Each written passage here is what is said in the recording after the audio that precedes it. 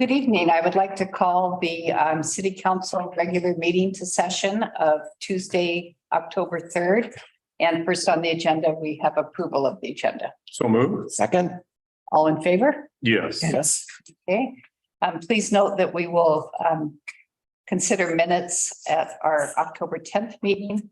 So the first thing on our agenda is public comment. If there's anyone that would like to make public comment that is not related to any of the hearings that we're going to have, I would ask that you remember to be respectful and kind and try to keep it under 3 minutes. So is there anyone that would like to make a comment? Jan?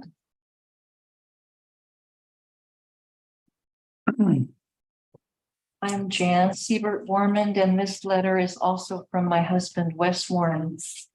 Box 778, Cannon Beach, 97110. Dear Mayor and City Councilors, first, we'd like to thank all of the city staff who helped put the most recent Cannon Beach water report together since we made the information request on August 1st, 2023. We'd also like to thank the city staff for aiding us in better accessing this important information. We've reached out to several trusted science-based local people to help us develop a deeper understanding of our Cannon Beach water. It is our hope to encourage a more proactive addressing of our community water issues and concerns in the face of the rapidly changing climate. We will be in touch with you all as soon as we've had time to more fully digest the water report information. We ask everyone who cares about our community and its long-term sustainability to do what you can to better understand and protect this precious resource. Thank you. Thank you, Jen. Thanks, Jan. Anyone else?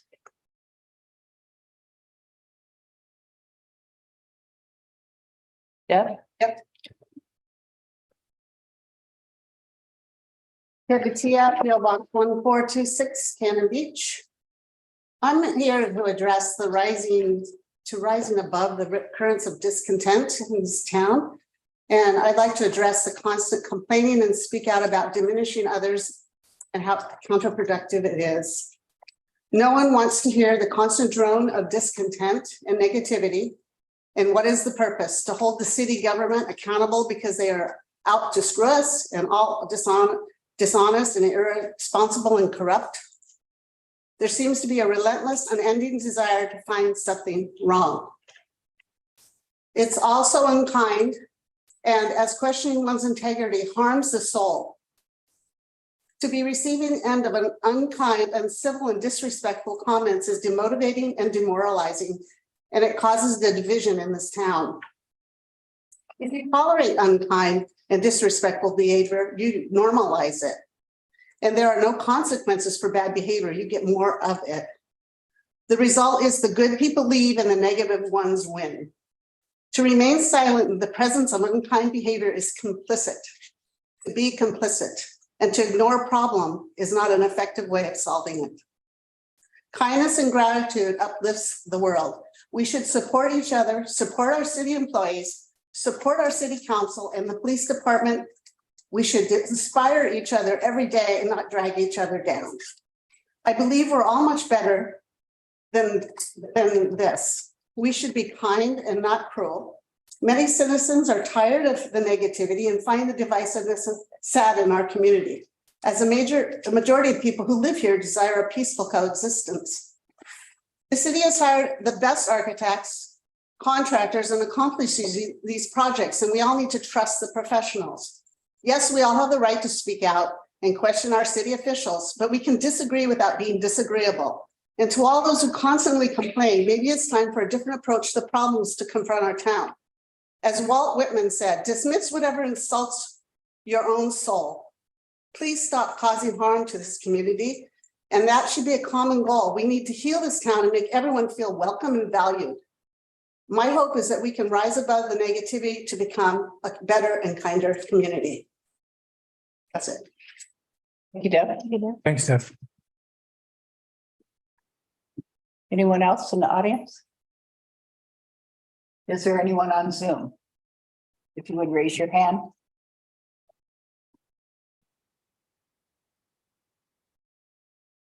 Okay. Last chance, anyone? Okay, thank you. Okay, next we will go into our proclamation section. First on board, we have Jason on a proclamation. Good evening, Mayor and council members. I want to speak about Proclamation 2311. This is for Domestic Violence Awareness Month, something that we've done the last several years, and a very important recognition we need to give out to the work that they do for our community. We do have Mia Mateus from the Harbor that has something she wanted to. And I'll let her, I think she gives the stats in it as well, so I'll let her do that. Yep, I see her there. Good evening, Mia. Second there. There we go. Hi. Hey, can you hear me okay? Yes, we can hear you. Yeah, my name is Mia Matias. I'm from the Harbor. I'm the Director of Sexual Violence Programs. I'm just going to tell you a little something about domestic violence and why this awareness month is so important. Domestic violence affects an estimated 10 million people in the US every year. That number comes out to about 20 people per minute. In the state of Oregon alone, almost 40% of people experience domestic violence. On a typical day, there are more than 20,000 phone calls placed to domestic violence hotlines worldwide. At the Harbor, we received over 1,100 crisis calls just this year. I share with you these statistics to emphasize the prevalence in which intimate partner violence occurs, not just in this country, but right here in our county. At the Harbor, our mission is to provide advocacy, prevention, and support while promoting self-determination and hope for survivors of domestic violence, sexual assault, and stalking. We're a community-based nonprofit offering assistance at all stages of one's process, from those initial conversations and safety planning with advocates, medical and legal advocacy, to helping with emergency shelter. When we look to the future, we envision a world where our services are no longer needed. However, the only way to truly end intimate partner violence is to prevent it from occurring in the first place. We feel confident we can do this through sexual violence education, utilizing bystander intervention techniques, having honest and intentional conversations with youth about consent and healthy relationships, and advocating for changes to laws, systems, and policies that protect those who cause harm. This takes constant dedication and action, both of which require the community at large to create drastic and long-term change. We hope you'll join us in the fight to end domestic violence, not just this awareness month, but every month. And we thank you for your support, your time, and for the space to spread awareness. Thank you. You did much better than I could have done. I did also forward to you the email that included ways that you can help support with the Purple Light Project and other ways of donating. Thank you. Anybody have any questions? I'll move to adopt Proclamation 2311. Sorry, would you like to? No, you go ahead, Gary. I wouldn't want to break your record. I move to adopt Proclamation 2311, proclaiming October 2023 as Domestic Violence Awareness Month in Cannon Beach. I second. Any further discussion? Roll call, please. Counselor Hayes, Yes. Counselor Kerr, Yes. Counselor Ogilvy, Yes. Council President McCarthy, Yes. Mayor Knock. Yes. Thank you. So Jason, would you like to? I'd be honored. Well, thank you. Before the city of Cannon Beach, for the purpose of proclaiming the month of October 2023 as Domestic Violence Awareness Month. Whereas the first Domestic Violence Month was observed in October 1987, the same year that saw the initiation of the first national domestic violence toll-free hotline, and in 1989, Congress designated October as National Domestic Violence Awareness Month. And whereas domestic violence is a pattern of assaultive and coercive behaviors, including physical, psychological, sexual, and economic abuse, social isolation and stalking that are used to maintain power and control over a person's intimate partner. And whereas the crime of domestic violence violates an individual's dignity, safety, and basic human rights. And whereas domestic violence is the single largest cause of injury and homicide for women. And whereas children exposed to domestic violence experience terror, isolation, guilt, helplessness, and grief, and have a higher risk of engaging in criminal behavior and substance abuse and becoming victims of crime. And whereas domestic violence impacts the health and well-being of the community. And whereas it is incumbent on every citizen to play a role in preventing and ending domestic violence. Now therefore be it resolved that the Common Council of the City of Cannon Beach hereby adopts the October 2023 Domestic Violence Awareness Month in the City of Cannon Beach and encourage all Cannon Beach residents to join in this observance. Passed by the Common Council, City of Cannon Beach, this third day of October 2023 by the following roll call vote. Thank you, Jason. And thank you, Mia. Thank you. Thank you. Okay, next on the agenda, we have our resolutions. The first resolution is 2320 for the purpose of approving changes to fiscal year 2023-24 budget by increasing appropriations in the general fund to allow for a specific purpose grant from the Oregon Department of Transportation. I'll handle it. You handle that? Thank you. Thank you. Most of you all are aware that the city is run a beach wheelchair access program and spending as much time as those vehicles do on the beach. They've been worn out. And so I'll read from the resolution. It's probably the simplest way to get to it. Whereas a grant in the amount of $5,000 has been received from the ODOT Innovative Mobility Program micro grant for the purpose of purchasing and maintaining wheelchairs to support beach access. Whereas the grant was not anticipated in the beginning of the fiscal year for June 30th, 2024 budget. Whereas this contribution will be posted to the grant revenue in the HRAP department of the general fund, with resulting expenses posted to line item wheelchair expenses. And whereas this will increase the resources and expenditures in the amount of $5,000 as described above. So we are getting the grant, and that tells you where the funds are going to go to, and we will be able to replace those two vehicles. Great. Okay. Any questions? But we can get 2 wheelchairs for I that. believe it's two. Okay. That's a great program, actually. Mhm. Love it. Any other questions?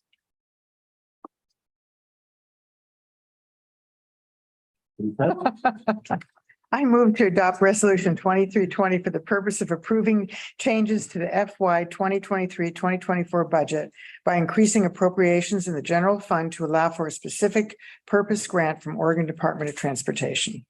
Second. Okay, any further discussion? Roll call, please, Jen. Council President McCarthy, Yes. Counselor Hayes, Yes. Counselor Kerr, Yes. Counselor Ogilvy, Yes. Mayor Knopf. Yes.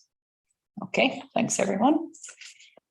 Next, we have a resolution 2321 to adopt the commemorative plaque and tree policy as presented by the Parks and Community Services Committee. And Bruce, you want to start? Actually, thank you for turning it over to me because I'm going to turn it over to Stacy Benefield. But I just wanted to let you do that. Well, thank you very much. Stacy is the chair of the Parks Committee, and the Parks Committee was the one that had the responsibility delegated to them to develop this memorial policy update. Good evening, Stacy. Good evening. Good evening, Madam Mayor and councilors. In late spring, the Parks and Community Services Committee began working on an update to the memorial policy. We started by looking at the commemorative plaque policy. It has been very well received over the years and is a nice way for people to honor loved ones. We discussed the idea of a commemorative tree planting, which Karen Labonte presented to you all, which I think you were very happy about, and the Parks Committee loved it as well. We looked at naming and renaming policies in other jurisdictions. We discussed the pros and cons of renaming public assets, including parks, bridges, streets, etc., and determined that adding a naming or renaming policy could really open up a can of worms. Everyone in our community is important. Why should one person be deemed more important than another? And speaking with Karen Labonte, she said she's spoken with several municipalities that are moving away from naming individuals for different assets. So what you have before you tonight is the commemorative plaque and tree policy, which we are presenting for your consideration.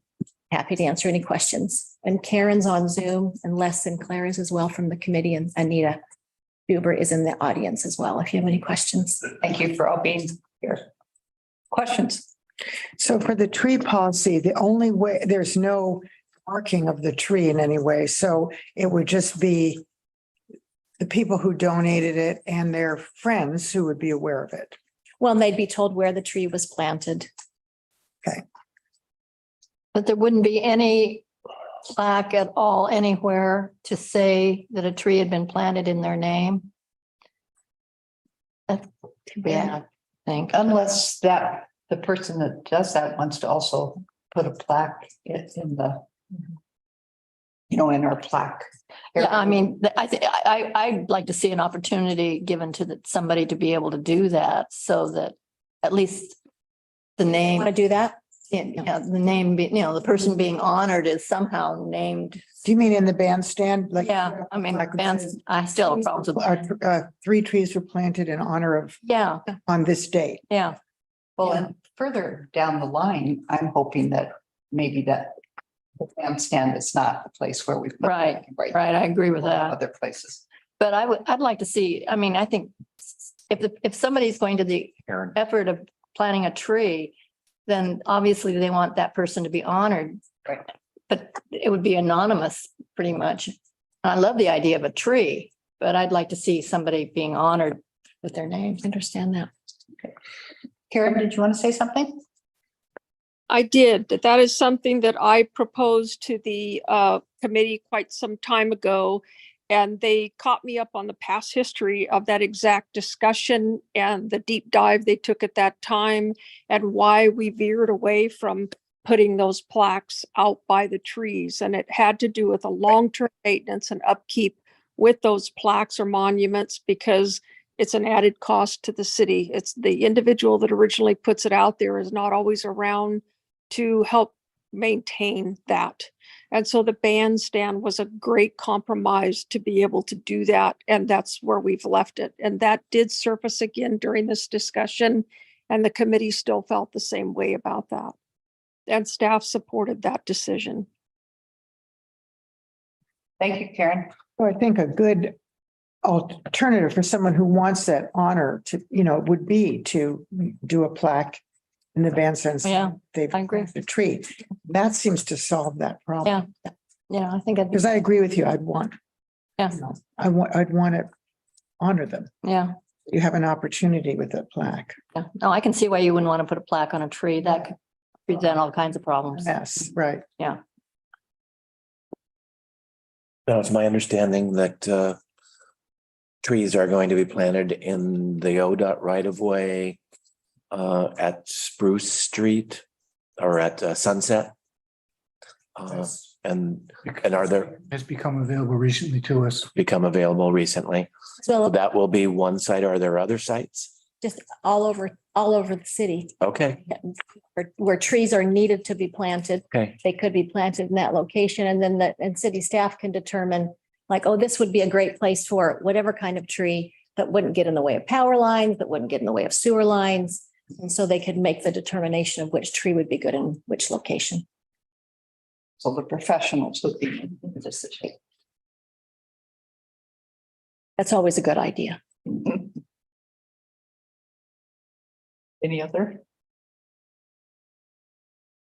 questions? No,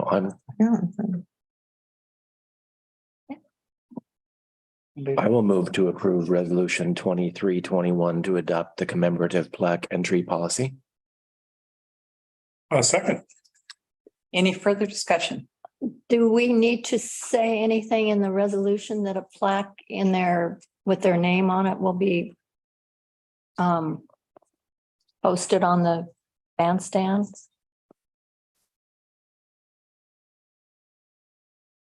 I'm thinking that whatever the cost is of that plaque, they would have to pay that cost as well. Yeah. Right.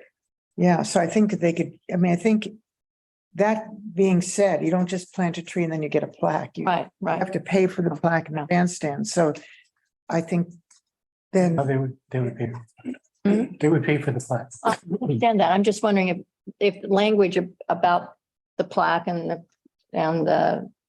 payment and so forth should be put into the resolution, because I don't think there's anything in here that talks about that. I don't think there are any other details in here like that, like the cost, but I agree it would be nice in whatever materials, if someone wants to make a tree planting, commemorative tree planting, that they're presented with those details and those options. Maybe they want a plaque, maybe they don't. There Would is, that be at staff level or would that be, There is a line, I'm sorry.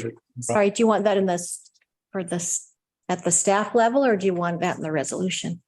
Well, my point is that in the resolution, there's a line stating that the current commemorative plaque policy in 2016, which replaced the commemorative gift policy adopted in 2005.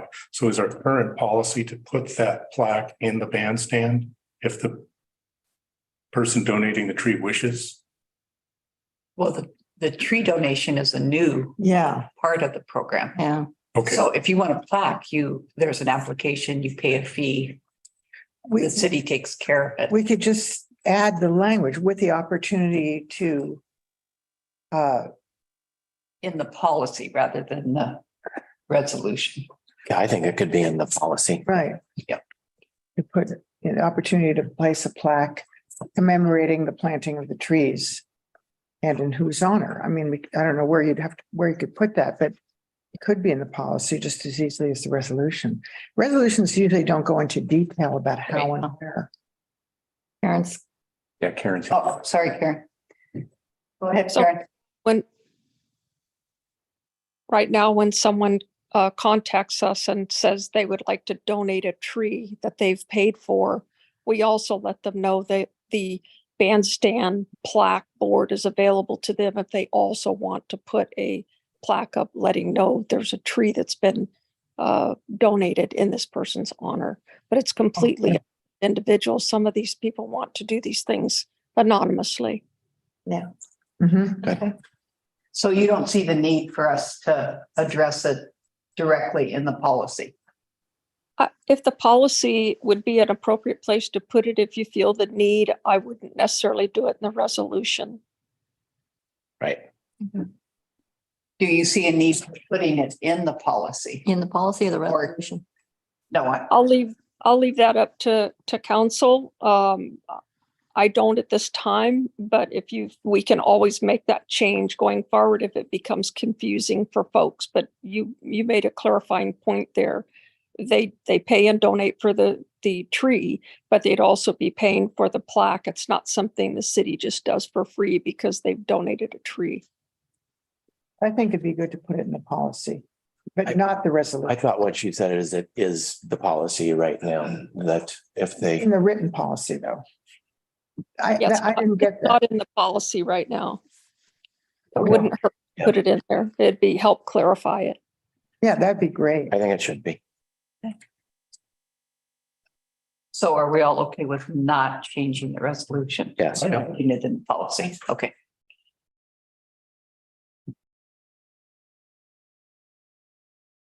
So there's still a motion and a second. Mhm. Okay, we're ready for roll call? Yeah. Any other, okay. Roll call, please, Jen. So just to clarify, we're gonna amend the policy, adding that they have the option to include a plaque in the exhibits of the resolution, And they pay for it. and they pay for it. Okay, just want to make sure about that. Okay. Counselor Burr, Yes. Counselor Ogilvy. Yes. Council President McCarthy. Yes. Counselor Hay. Yes, Mayor Knopf. Yes. Okay, we'd like to thank the Parks Committee for handling that chore in a very timely manner and look forward to seeing some extra trees out there. Can't wait. Yep. Thank you very much. Thank you, Stacy.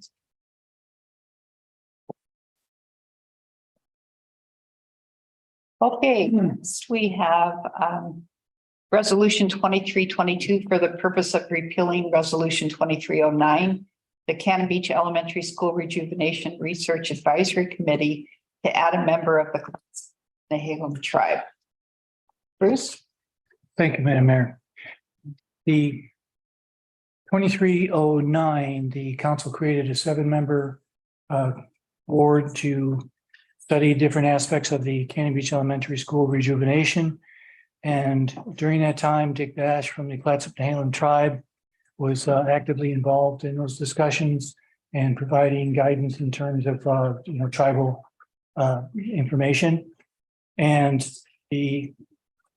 over time, we realized that maybe Dick should be a member of that committee. And at this point, none of the members of the committee have said that they are going to be resigning in any time soon. And so we decided that it was reasonable to create an 8th position on the committee, but that position would always have to be filled by somebody from the tribe. And that is the substance of Resolution 23-22. Questions? No, I'm glad we're doing that. Move to adopt Resolution 2322 for the purpose of repealing Resolution 2309, the Cannon Beach Elementary School Rejuvenation Research Advisory Committee to add a member of the Clatsop Nehalem tribe. Second. Any further discussion? Okay, roll call, please. Counselor Vogel, Yes. Council President McCarthy, Yes. Counselor Hayes, Yes. Counselor Kerr, Yes. Mayor Knopf. Yes. Okay, thank you, everyone. Okay, next we're going to move into our public hearings, and the first is a public hearing on App 2306, appeal of a DRB decision. This is a hearing regarding the appeal requested by Jay Orloff of Tolovana Architects, applicant on behalf of Paul White for the building of a new accessory dwelling unit above a new garage. Does anyone object to the jurisdiction of the city council to hear this appeal at this time? Does any counselor believe he or she has a personal bias to declare? Any counselor believe he or she has a conflict of interest? Has any counselor had any ex parte contacts or need a site visit? Site visit? Site visits. Site visit? No. Okay. Is there any additional correspondence? There was a letter from Shell Johnson that was dated September 25th, I believe, that you should have all received. Okay. So I'd like to request the staff report, please. Right. Good evening. We're taking a look at today is there's an application from Jay Orloff of Tolovana Architects on behalf of the owner Paul White, and they are appealing a decision by the Design Review Board to deny construction of an accessory dwelling unit in conjunction with a new single-family dwelling on East Tanana Avenue. The Design Review Board rendered a decision to deny the construction of the ADU at their regularly scheduled August 17th meeting. Jay Orloff of Tolovana Architects on behalf of the owner requested review of the decision in an appeal decision received in first part of September. The council held a scope of review on September 12th and determined that the appeal would be heard on the record. Basically what the applicant was after was the proposed project is the construction of an accessory dwelling unit in conjunction with a new single family dwelling. The applicant was proposing to construct the ADU on a second floor of a detached garage located behind the single family dwelling. There should be a site plan too that you guys have available to better see what's taking place there. The subject property is an undeveloped 7,000 square foot parcel measuring approximately 50 by 140 and zoned R1 residential moderate density.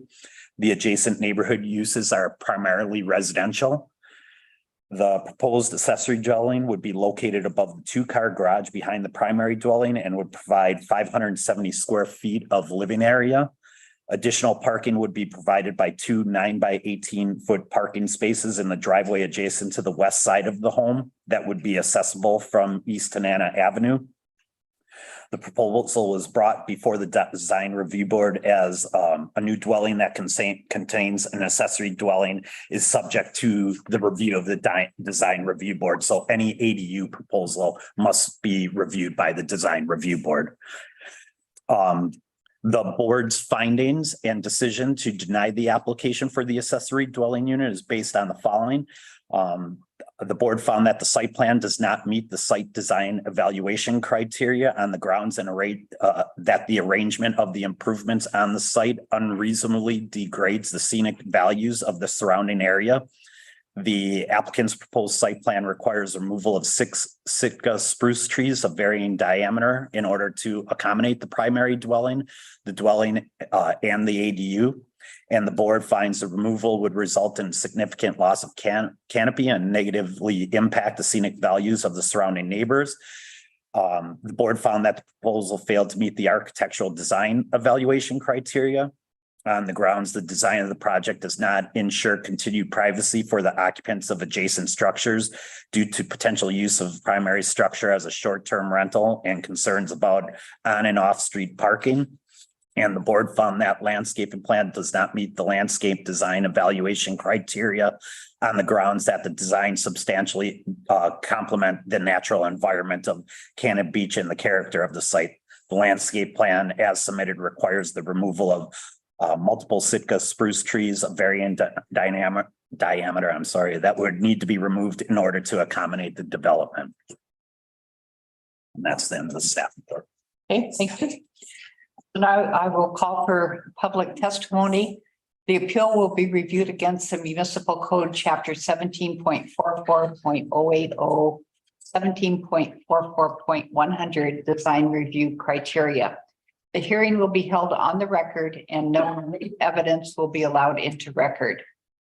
Pertinent criteria to be considered or noticed in the staff reports. Testimony, arguments, and evidence must be directed towards those criteria or other criteria in the comprehensive plan or municipal code, which the person testifying believes to apply to the decision. Failure to raise an issue accompanied by statements or evidence sufficient to afford the decision maker and the parties an opportunity onto the issue precludes appeal based on that issue. In addition, failure of the applicant to raise constitutional or other issues related to proposed conditions of approval will preclude an action for damages in circuit court. Persons who testify shall first receive from the mayor, state their full name and mailing address, and if appearing in a representative capacity, identify whom they represent. Testimony is limited to matters which were raised by the design review board, hearing in writing or orally. Is there a presentation by the appellant? Evening. Good evening. Thank you for taking the time to hear our appeal. My name is Jay Orloff, PO Box 563. Representing Tolvan Architects and Mr. Paul White. Paul White, PO Box 726, Cannon Beach. In regards, as you know, I hope that you've had time to listen to the design review board on the 17th and also review my narrative. Steve has given a fairly clear definition of what the project was involved. It is an ADU, 600 square foot, roughly 600 square foot ADU above a two-car attached garage. At the same time, we would be going in for permit for a single family residence as well. So we're looking to combine these two. But for the design review board, the consideration was only for the ADU and not the home. I think it's best that I maybe just walk through the design review approval criteria and what the denial was based on. First was our site design evaluation criteria. The site has trees on it. I know that trees are a very sensitive subject in our community, and I understand that for good reason. Unfortunately, this development has the trees all located in the center of the site. Any development of reasonable size allowed by FAR and lot coverage would be located within the canopies of these trees, requiring their removal. I think it's also important to add that all these trees are coming off a nurse log. They're all coming off a log that was fallen years and years ago. And as one neighbor testified, in the storms, that neighbor vacates the property out of fear that they may come down. As one arborist told me, if one comes down, there's a high probability they'll all come down, which could create a tremendous disaster in that whole community. And who knows how extensive that may be. But these aren't trees that have any real significant value in terms of being separate or on their own. They're all off a nurse log. Thank you. We are retaining 2 large spruce trees down at the south side of the site, which are outside of the canopy zone. And that is why we have the ADU towards not all the way down to the back. The site is also sloped, heavily sloped once we get in the last quarter of it to the north and to the northeast. In regards to the values of the scenic property owners, the neighbor directly to the east, Mr. Lindsay, is the only one that would be affected by views, but technically it would not be the ADU that is offsetting his views. It would be the house, as his house is located on the north side of the site and the ADU garage is on the south side of our site. So that would be the direct correlation for him, the ADU or the house, not the ADU. In regards to architectural design criteria, evaluation 1, the ADU is a allowed use in the zone R1 per section 1704-19. There seemed to be some confusion of multifamily dwellings considered and ADU. Multifamily dwellings, as they noted, are that they felt that this was being considered is occupancy of 3 or more families living independent of each other. This is a single ADU on site. Evaluation 2, in regards to short-term rentals, the owner, Mr. White, is required to submit a notarized sworn statement that the ADU has been rented for a period of 30 calendar days or more. So whether the ADU is used by the owner or used by the and the house is rented should not be in the consideration. He is required by code to provide a statement of this fact for the 30-day rentals. It's not a short-term rental. Evaluation 3, parking. There seemed to be some confusion on parking and public use of public right of way. The requirements for the ADU and the residence is 2 for the residence, 1 for the ADU. We have 2 in the house, 2 in the garage, and 1 would be in the driveway, stacked. We recently had a similar condition at 663 Ocean, where we had 2-car garage and a single in the same configuration with an ADU behind the site, behind the main residence.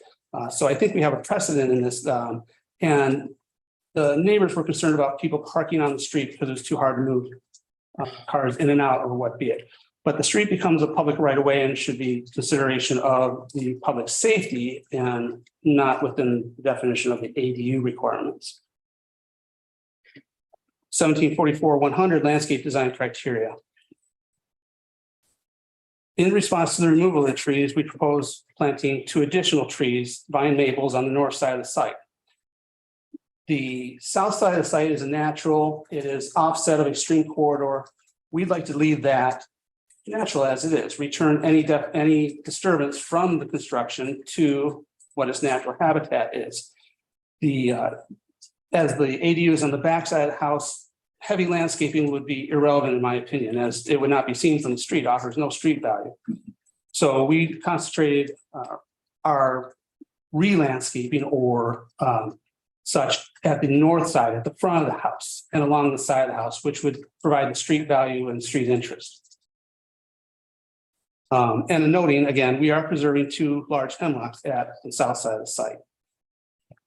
I really think that letting that be natural around the ADU is much better than having to come in and disturb the natural vegetation with planting that are great, it's not necessary. I'd rather put that up in the front where people are going to see it. The ADU is in the back of the site.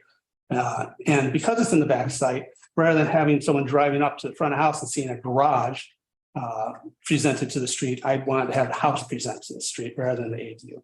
But again, the house is not part of the ADU requirement.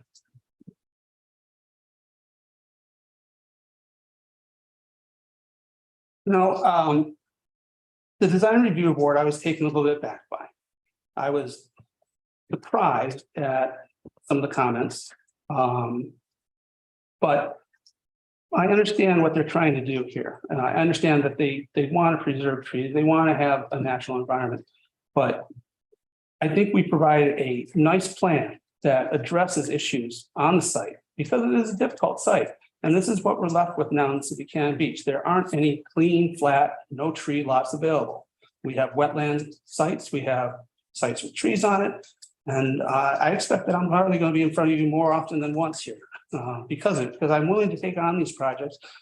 People purchase these lots. They want to have a single family home. They want to have a home in Cannon Beach, but this is all that's left and they can't afford to do $1 million tear down anymore. So I think what we presented to the design review board in regards to the ADU and its situation was appropriate for this site. If you have any questions, I'd be happy to answer them this time. I have a couple of questions. First one, you're saying, well, people want to have a home in Cannon Beach. But if it doesn't sound to me like this is going to be used as a home in Cannon Beach, that what's going to be that the owner, at least according to some of the information we've received, and it may be wrong, already has a home in Cannon Beach, and that this will be used as a short-term rental, the primary residence, and then the ADU will be used as a long-term rental. So the argument doesn't resonate very well when you say they want a home in Cannon Beach, like here's these poor people who want a home in Cannon Beach. They want a short-term rental in Cannon Beach is what they want. That's my first comment. And, one of the reasons that rule is that you have to have an ADU be a long-term rental. There's a couple reasons for it. One of it, I believe, is because we want to encourage long-term rentals in our community because we don't have enough of them. The other is that you don't want one property having all of these people coming in and out. You have your long-term rental and then the house right next door on the same property. Affecting the neighbors is a short-term rental with a constant turnover of people. So I think that this flies against the intent of what that whole purpose of making an ADU be a long-term rental and the other accessory to a dwelling. This isn't accessory to a dwelling, it's accessory to a short-term rental. Okay, so I think it's a little disingenuous to argue that, a home in Cannon Beach and, we love it here and blah, blah, blah, because that's not what the purpose of this particular dwelling is. The other thing is I don't understand how that parking is going to work. I just don't get it. You have a garage that houses the one car and then you put the other two cars behind it. Is that right? No, we have two cars in the garage, one off to the side of one of the spaces. Okay, so it's no longer linear parking. As we have space off to the side, there is clear access in and out of the property, the space on the property line. And I do want to remind you that you were on the board to approve 663 Ocean, which is the exact same situation, where we had two cars in a garage with a single lane entry. Well, I don't care if this isn't a court with precedents, so that's not how this works. We look at each one individually and decide. So whether we did it somewhere else or not, doesn't matter to me. I'm just trying to figure out what it actually is. And I'd like an explanation. So we have a straight shot into one slot in the garage and there's a side slot for the second parking. So there's room for one car to go in and out and one car on the side in front of the garage. So total of two? There's two cars in the garage. Okay. One car outside of the garage off to the side of the main. And both of the cars can come in and out of the garage without impacting the car that's parked. Oh, no, if there's a car parked in front of one of the slots in the garage, that car will have to be moved. Okay, well, that'll probably happen. Okay. Well, that's necessary. Is that reflected It on doesn't look like. plan? And can you tell me where it is reflected on the plan? Pull it up. It's difficult to. Sure.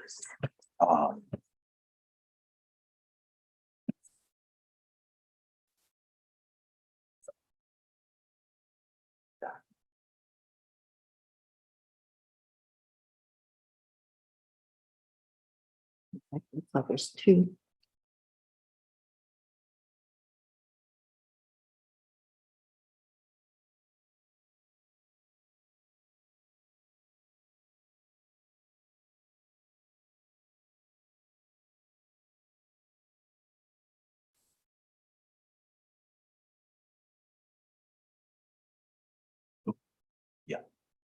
Second page one, just.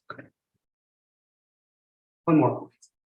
This one? There we go. Yes, thank you. Can you scroll up just a little bit? So I can see it? So Banana Street, there's a main entry. Spot here, spot here. Second car to be parked here to allow this car access. So we'd have our two spots and our third spot would be right in front of the garage here. Can you guys see that? No. I can't. Can you put that out up here for us? Yeah, of course. We're a friendly bunch. No, that's fine. So just scan down just. Hey, you may want to show where Tanana is too. Tanana is across here. This is our property line. This is our access here. Two spot garage here, one spot here. One spot in front. In front of the garage, yes. But what are the two cars then parked? This is just showing the width of the driveway.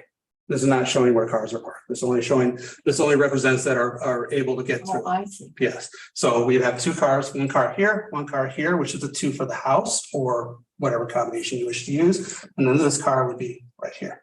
And in that. so, and a car. So both cars couldn't get out at the same time. You'd have to. This car would be able to access if there's car parked in front of here, if the ADU is being used or what be it, they would have to move out. So what are you trying to show here with the two cars? This is just showing that, this is just a typical site plan for me to show what the width of the driveway in comparison with the car, size of the car. I agree, it'd probably be better if I had two cars right here and one car. Right Yeah, because that's totally. But yeah, as you can see there. So what is the possibility that cars could park along the side of that house then? If necessary, it's possible, but that's, requirements for the ADU is single spot and two for the house. So if cars did park there, they had company or They something. would have to move. They would have to move. Yeah.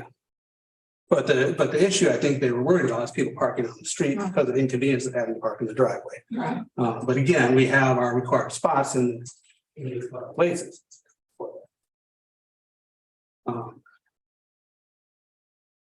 And while you're there, can you show where the tree, show me the trees, that will be removed and the trees that will be preserved?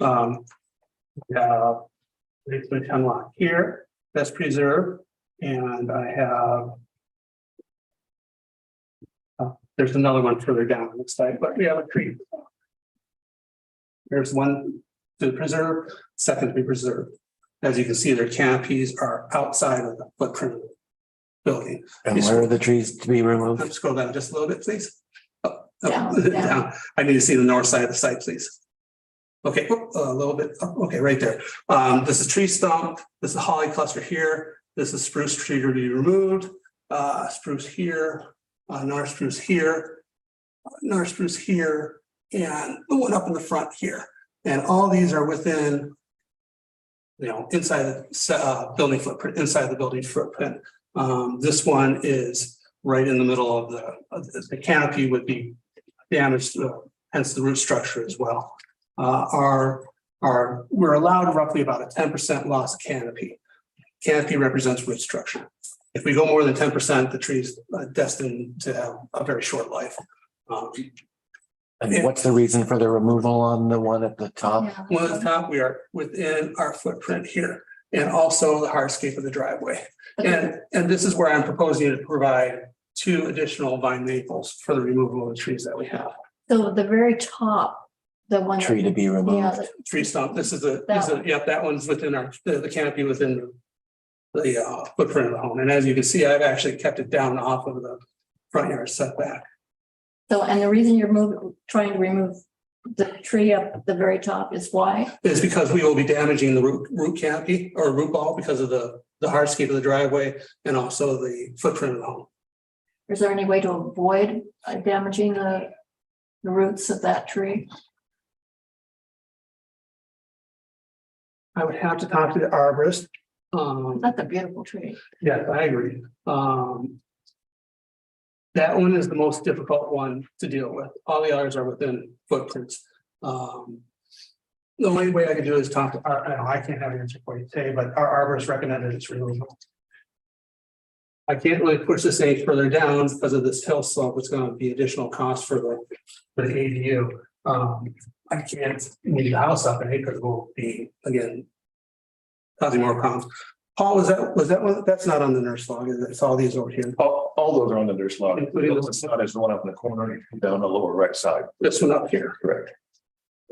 So they're all tied together. This one, that one's in public right away, so we're not touching that.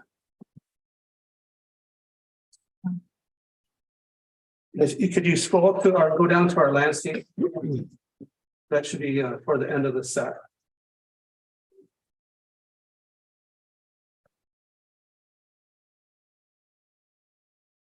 Okay, so here, our stream corridor is down along here. We're far enough off that we're not affecting the stream corridor anyway. So at the top, I have our 2 vine maples, some hostas, some ferns and such, and callalies, which are all stuff that we see in the Cannon Beach area. How many feet are you from the stream corridor? Well over a couple hundred feet. We're outside of it. That was cleared in the design review. So the stream is, can you show me where it is? Down along here.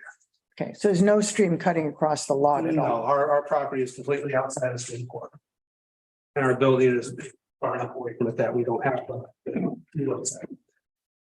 In the 5-foot setback? Oh, no, even further. They're like 50. Okay. We're well outside.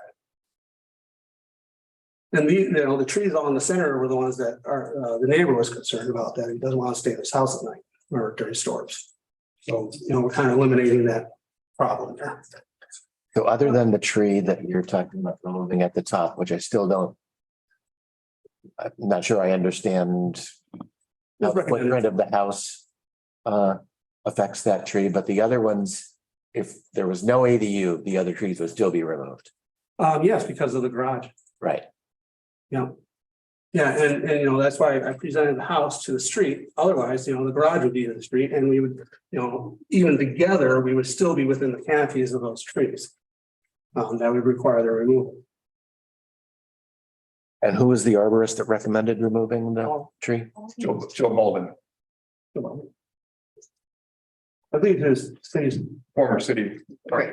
Well, to say he recommended removing the trees makes it sound like he's doing it for the health of he recommended it because if you're going to build a house there, you got to take the trees out.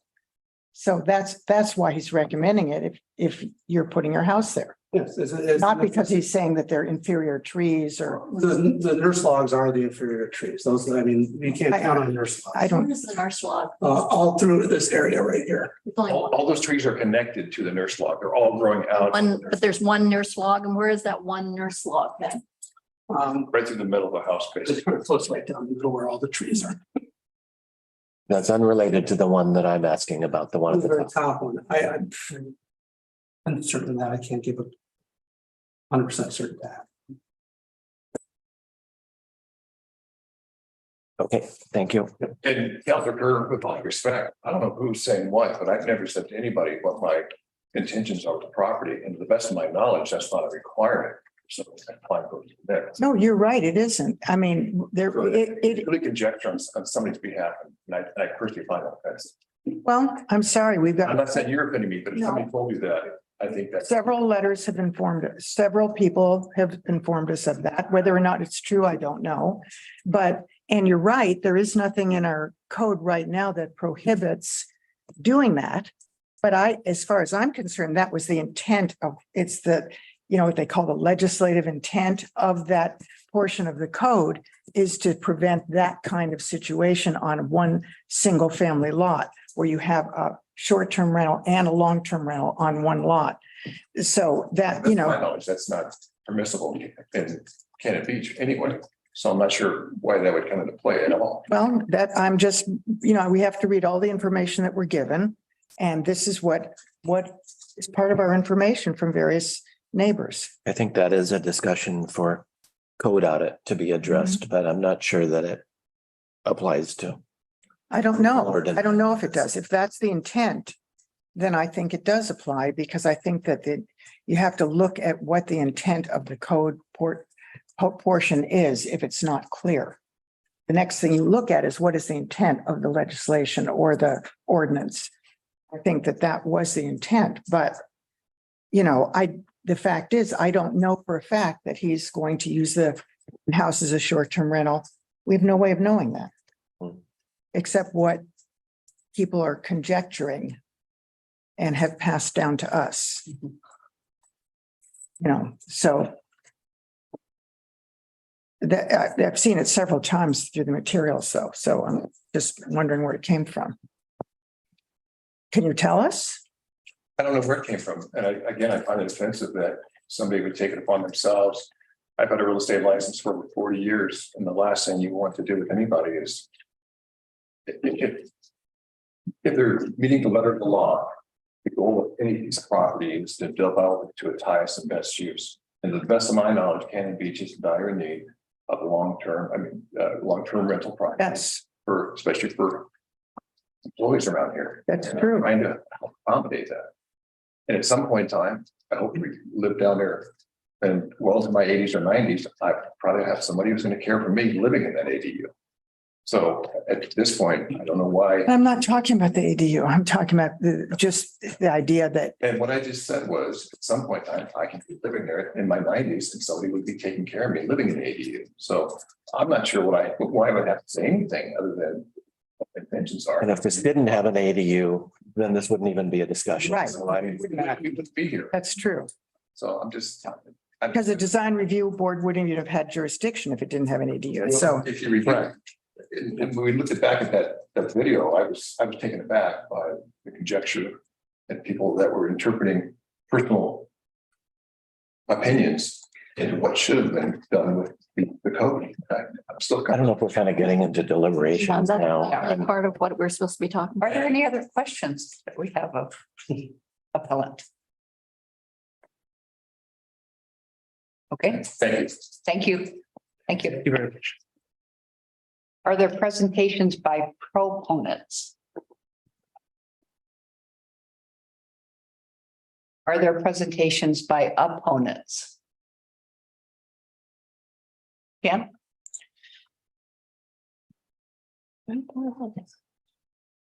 Dan Siebert Warmond, PO Box 778 Cannon Beach.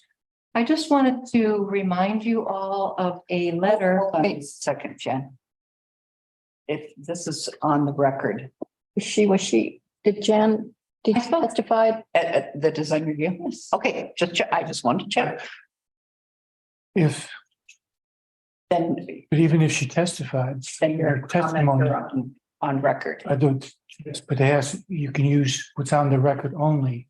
Right. Not if there's any new comments now. Okay, So. so do you understand that? So I would like to clarify what I said in my letter, that I supported the letter of our city arborist in this case. And I would like to quote from that letter of our city arborist. Bill's on. I know Bill's on the line. Bill is- Okay. Okay, great. Hold on. well, I don't know what it is. Is that something that's part of this record? Yeah, it sounds like it is. Yes, it's in your. Yes, please. The arborist information is in the information that was submitted before the design review board and is part of your record. So my question is, can Jan has already stated. Bill? L, Yeah, and I apologize, I missed a chunk you're cutting out.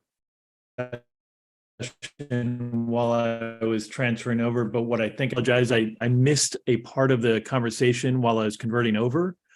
But as I understand Steve to say that the letter is part of the record. And if that's the case, it's fine to quote from the record, the letter that's already in the record. Okay, thank you. Thank you. Thank you, Bill.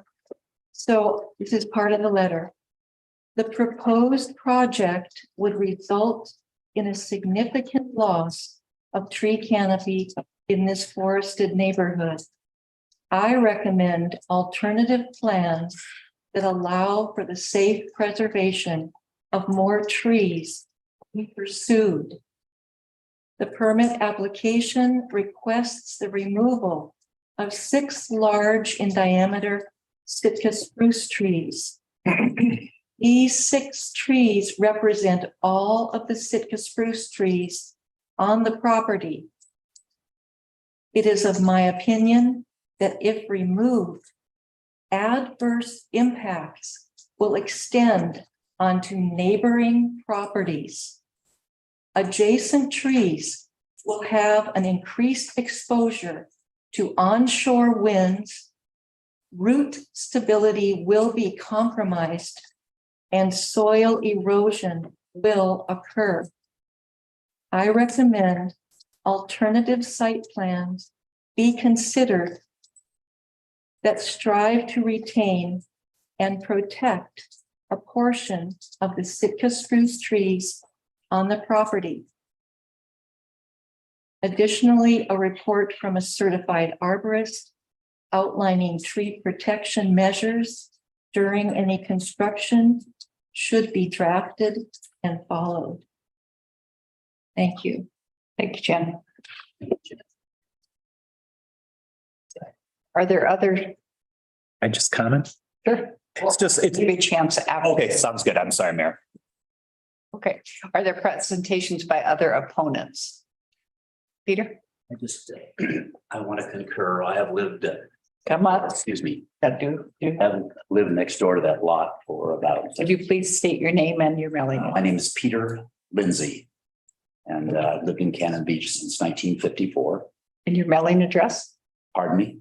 Your mailing address? Mailing address is box 454, Cannon Beach, Oregon. Thank you. 97110. Okay, now you can talk. Excuse me, I've lived next door to the property that's being considered. And from my many years of experience, the trees that are in discussion are on the west boundary between the property and Jonathan's property on the other side of what currently is a vacant property.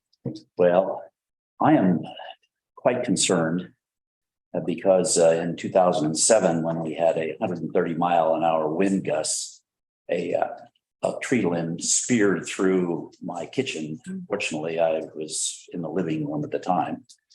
And I'm concerned with the removal of substantial number of those trees in order to provide access to the garage that you're speaking of on the west side of the property, as I understood it from the previous discussion at the design review board. It may dramatically alter the wind patterns as they come in from various directions, because I've seen that occur, and trees might start falling on Jonathan's property and the house and mine as well, and even endanger our beings. And that's my chief concern. So I'll shut up at that. Thank you, Pete. Andrew? Andrew Tonry, P.O. Box 664, Tolawana Park. I thought I was going to come in here tonight and say, I'm all for increasing density. I'm all for ADUs. We need them. But there's a loophole here. It needs to be closed. Whatever the truth is, it shouldn't even be a possibility. It shouldn't be a concern of ours. So getting the loophole closed of the short-term rental aspect, I think we all know we want it, and I think it needs to be fast-tracked.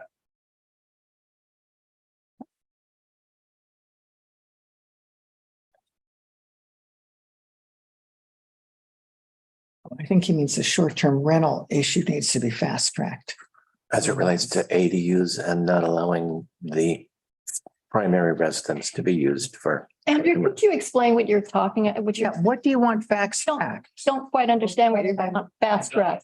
The whole question you guys are having here is, you were afraid that someone could move into an ADU and then be allowed to short-term rent a larger dwelling. You couldn't do it in the reverse, but it sounds like it's a loophole in the code that you could if you lived in the ADU, the smaller dwelling.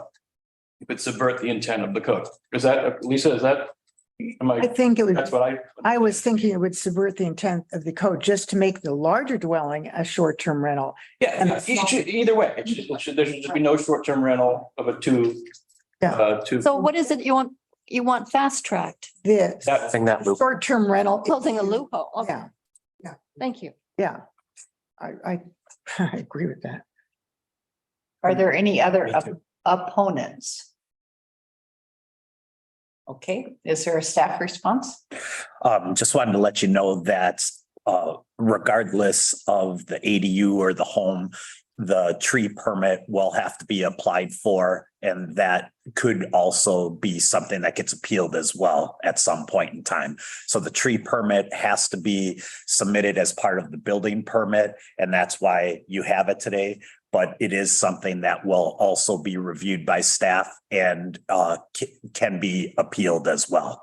Just a heads up on that. Okay, does the appellant or proponents wish to make any additional statements? Okay, thank you. So I will close the public hearing and move to consideration. Now's our chance. Well, unfortunately, I think that the whole ADU short-term rental issue on the one property, like I said before, I think the intent of the ordinance saying that you must rent an ADU out as a long-term rental includes the idea that you also don't have the main house as a short-term rental, because then you have two rental properties on one residential lot. But that isn't explicit in our code. And that is not my biggest issue here. My biggest issue is the trees and what the arborist Joe Baldwin said in his report. That really, really concerns me. We also got a couple letters that indicated that they felt that this project would negatively impact the scenic value of the cutting down all those trees and putting all the buildings up would negatively impact the scenic value of the surrounding neighborhood. And I don't find that I think that is, the parking thing doesn't make any sense to me. If just from experience, you can say that people are going to park on the street there. They're not going to move their car every time somebody wants to get in and out of the garage. I mean, that's just goofy. It's not going to happen. And so I have real problems with that. And I love the idea of, architects are clever and they're creative. And I think that they're capable of figuring out a way to at least preserve more trees than they are on this property. And not cutting down every single Sitka spruce on the property. I can't believe that there aren't some alternative designs. Maybe they're harder to pull off. Maybe they require a lot more time and effort, but I think it's possible. That's my take on this. Okay. I'd like to address the whole short-term rental thing, because we could deny this. The house would be built. It could be an STR and we've got no ADU. I'm not sure that's a huge victory. Do I agree we should address that loophole? Yes, I think we should address that loophole in our code audit. But I think we're here to talk about the ADU. We could deny the ADU. The trees are still going to be removed. I do question the one tree at the north end of the property. I don't see, I don't understand why that tree that far away from the footprint would need to be removed. What about the parking, Gary? I have a question. Oh, sorry, go ahead, Gary. She asked me, the parking, I think is not ideal, but it's probably workable. Every time someone wants to leave, they go knock on the door of the ADU and ask them to move their car. That may in fact be what happens. Yeah. Or, They're not home. or the two spaces that are, there's actually linear parking are for the home and the ADU has the other one. I think there are ways that it could be workable. So it's hard to just say, you know, worst case scenario. They're going to park on the street is how I see it being, but that's, you know, I just don't think. not a fact. It's just what I believe. Yeah, I know. I don't think we can rely on what people are imagining as the worst case scenario. I think we really need to look at code on this. Random. Well, my point was that, am I correct, Steve, that code allows this exact parking configuration? That's correct. It's not, you know, the function per se. It's whether or not they're meeting the 3 parking spaces. And if you take a look at it, there's 2 spaces in the garage. And then you have the space outside of the garage, but then you do have a long driveway that's also capable of handling a couple of cars as well. I know there's places in the city that just have, without a garage, just have the 2, just the driveway to meet their 2 parking spaces. So they're parking kind of in tandem, you know? So from that perspective, I can see your functional concerns. I'm not trying to say that. But from a code perspective, are they meeting the requirements? Yes, they are. Okay, thank you, Steve. And what you were saying about the tree removal permits are going to follow. Yeah, they have to be reviewed. And if approved, there's a 14-day appeal period. And like other projects, it's possible that that could get appealed to the Plan Commission as well. Steve, what is the cost of an appeal in this case? I don't know that right offhand. Is it 600 or I think it might be even close to $1,000. So you'd have to have a neighbor who had fairly deep pockets to appeal. Yes, Someone who didn't would. that's correct. Right. Right. So that doesn't assuage. I'm not trying to say that they will or won't. I'm just saying that there is a process yet that needs to go through that could potentially happen. It may not. You're right. It is 600. 600. Thank you.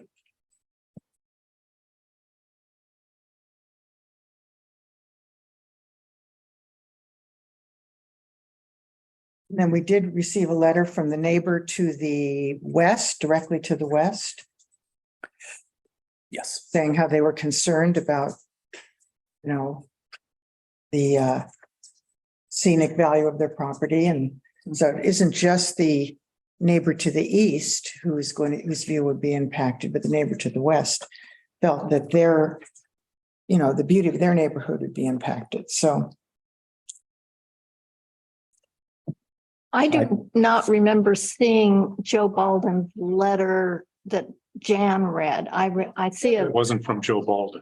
Jeff Gerhardt is our city. That was you? Was that your letter?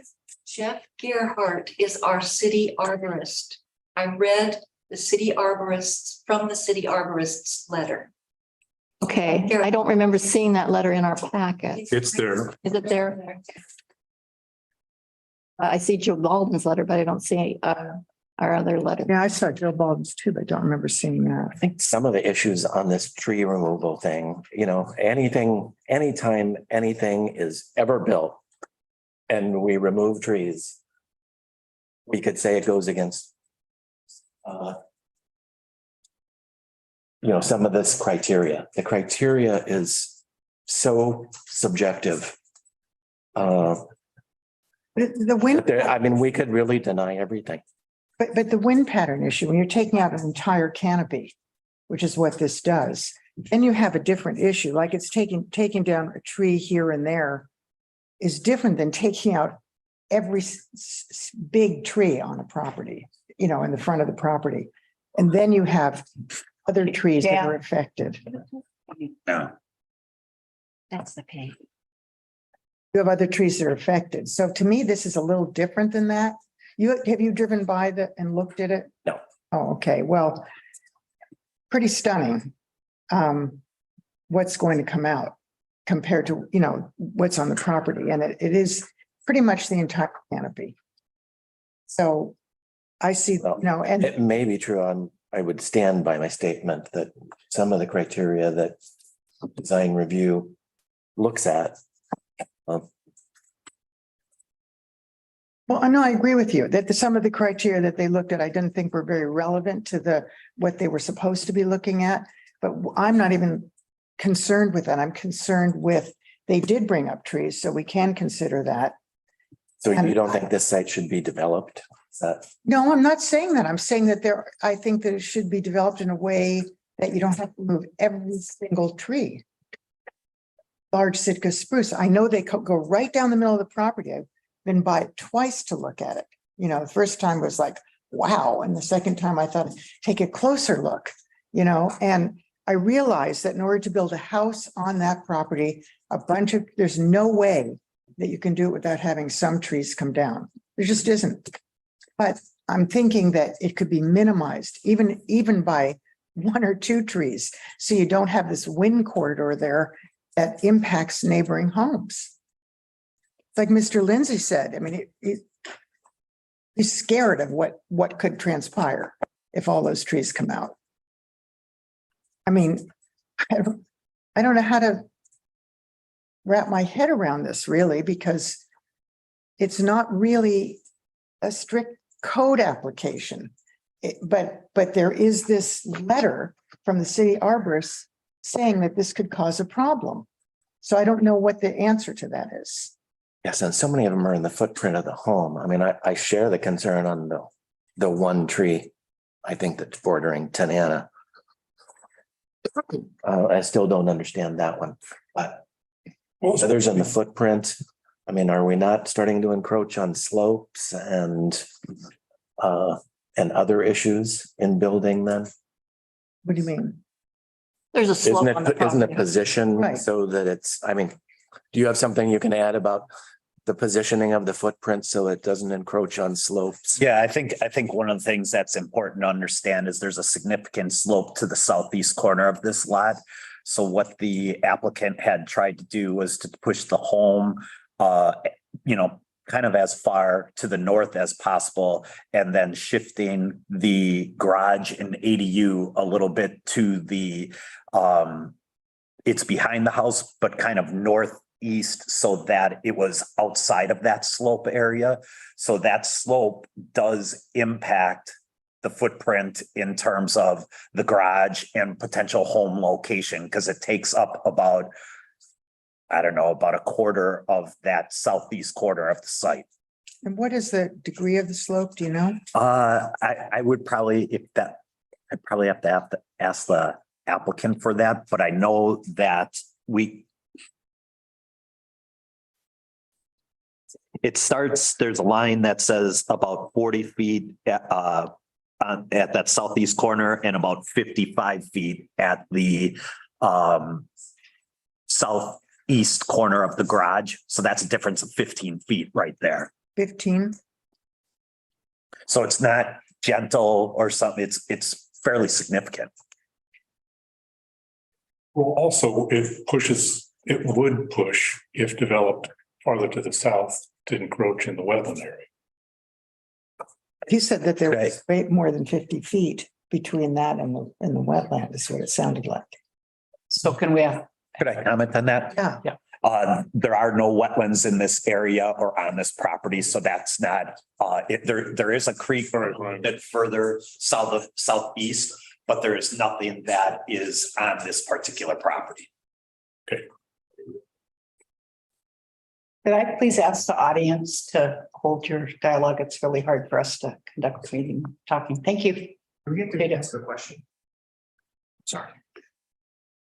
Do you see, and I don't think this is probably your job, but do you see any way that there could be an alternate plan, an alternate design to reduce the number of trees or to prevent the wind situation that might occur if the trees are removed? Yeah, I mean, that's a difficult question to answer from the standpoint that, you know, I'd probably look to the architect, but I guess anything is possible. Is the answer to that. I know the house and the garage may not be as high as the tree canopy, but they are going to be structures there that are going to impact the winds themselves as far as the garage and the home structure. You know, basically replacing the trees with the homes and the garage. The other thing that, you know, Joe Baldwin stated in his report was that these spruce trees have a common root system due to growth on a nurse log. Root distribution is not a normal spread whereby a large percentage of the structural roots are not in adequate alignment for structural stability. So you do have two arborists saying different things. You know, one is for the person building and one is trying to be Objective. no bias, thank you, objective in terms of a city response. I don't know if that answers. Well, it's not a question I don't think I should have to answer. Right. Is there something in code that talks about this effects of wind pattern? I'm not familiar with anything offhand. I'm not saying that that's not a concern. I don't believe I have anything that really specifically addresses that.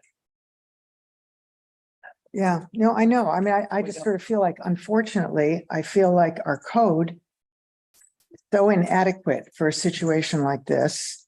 Our tree ordinance is very inadequate for a situation like this. And I just.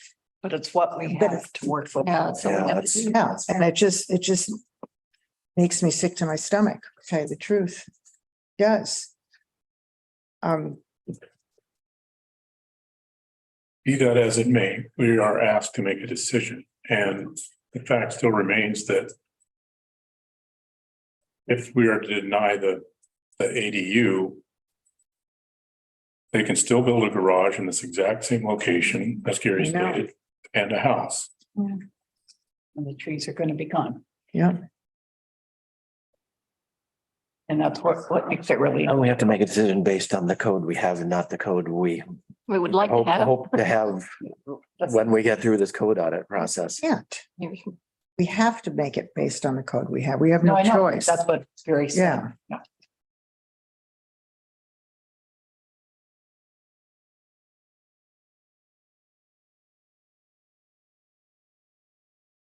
Do they have anything else they'd like to say?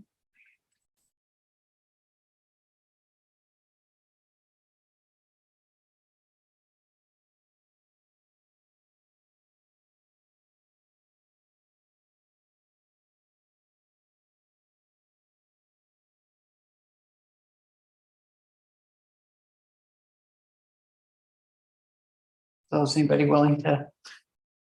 Make a motion. I don't know how to structure a motion. What are our options here In your handouts, in the, and second page toward the bottom.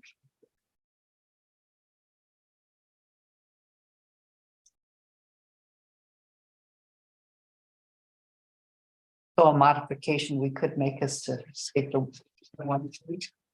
Not sure if you want.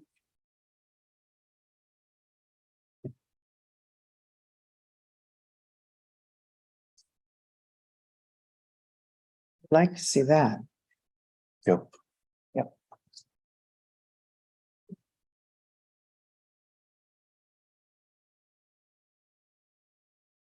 Steve? Is it true that the design review board asks for no modifications of the proposal? I don't know that it was that discussed at the meeting in terms of posing a question about redesign of the project. I would say it would be fair to say that that was a discussion point. They certainly didn't put any conditions. No, there was no formal condition, but I would say that there was discussion. Okay, thank you. That's fair.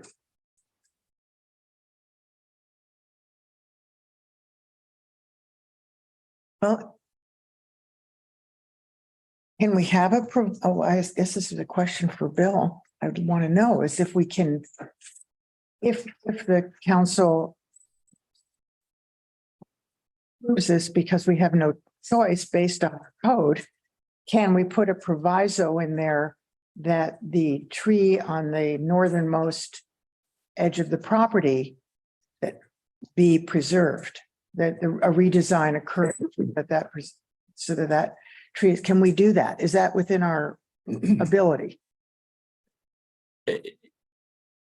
This is one of the toughest questions you get about the ability to redesign sort of on the fly. When you try to do something, sometimes there's a simple answer, and the answer is, yeah, it's relatively easy. And sometimes it has significant ramifications that are difficult to tell at this level. And so really what you're doing is, making a decision based on the application in front of you. If you say redesign it so you push something back, it could squash out and come out somewhere else or cause other repercussions that we don't really know. So I'm always leery of trying to do that type of redesign. So on a conditional approval based on saving that tree is challenging. It is, yeah. There's some things that are pretty straightforward, I'm struggling right now to think of an example of ones where a condition that says do something different in a particular location, if it's a binary, either do X or Y and you tell them to do Y, that's one thing. But a redesign like that may have ramifications that it's just difficult to tell. Is it possible to make a condition that the permit for the trees be reviewed by the city council when the permits are requested or applied for? Like that. I'm sorry, what was that? Right again. Right again. Is it possible for the council to make a condition that when the application for the tree removal is made, that application be reviewed by the city council? Let's see. So any condition has to be tied to an actual criteria. There are criteria that talk about the impact on the scenic. So I think you can make a condition like that. Yes. So it's reviewed and approved or not approved. Just reviewed by us, and then we have a choice of whether to approve or not. Yeah. I think that if we can do that, that would be a good idea. At least let us look at it again. Yeah.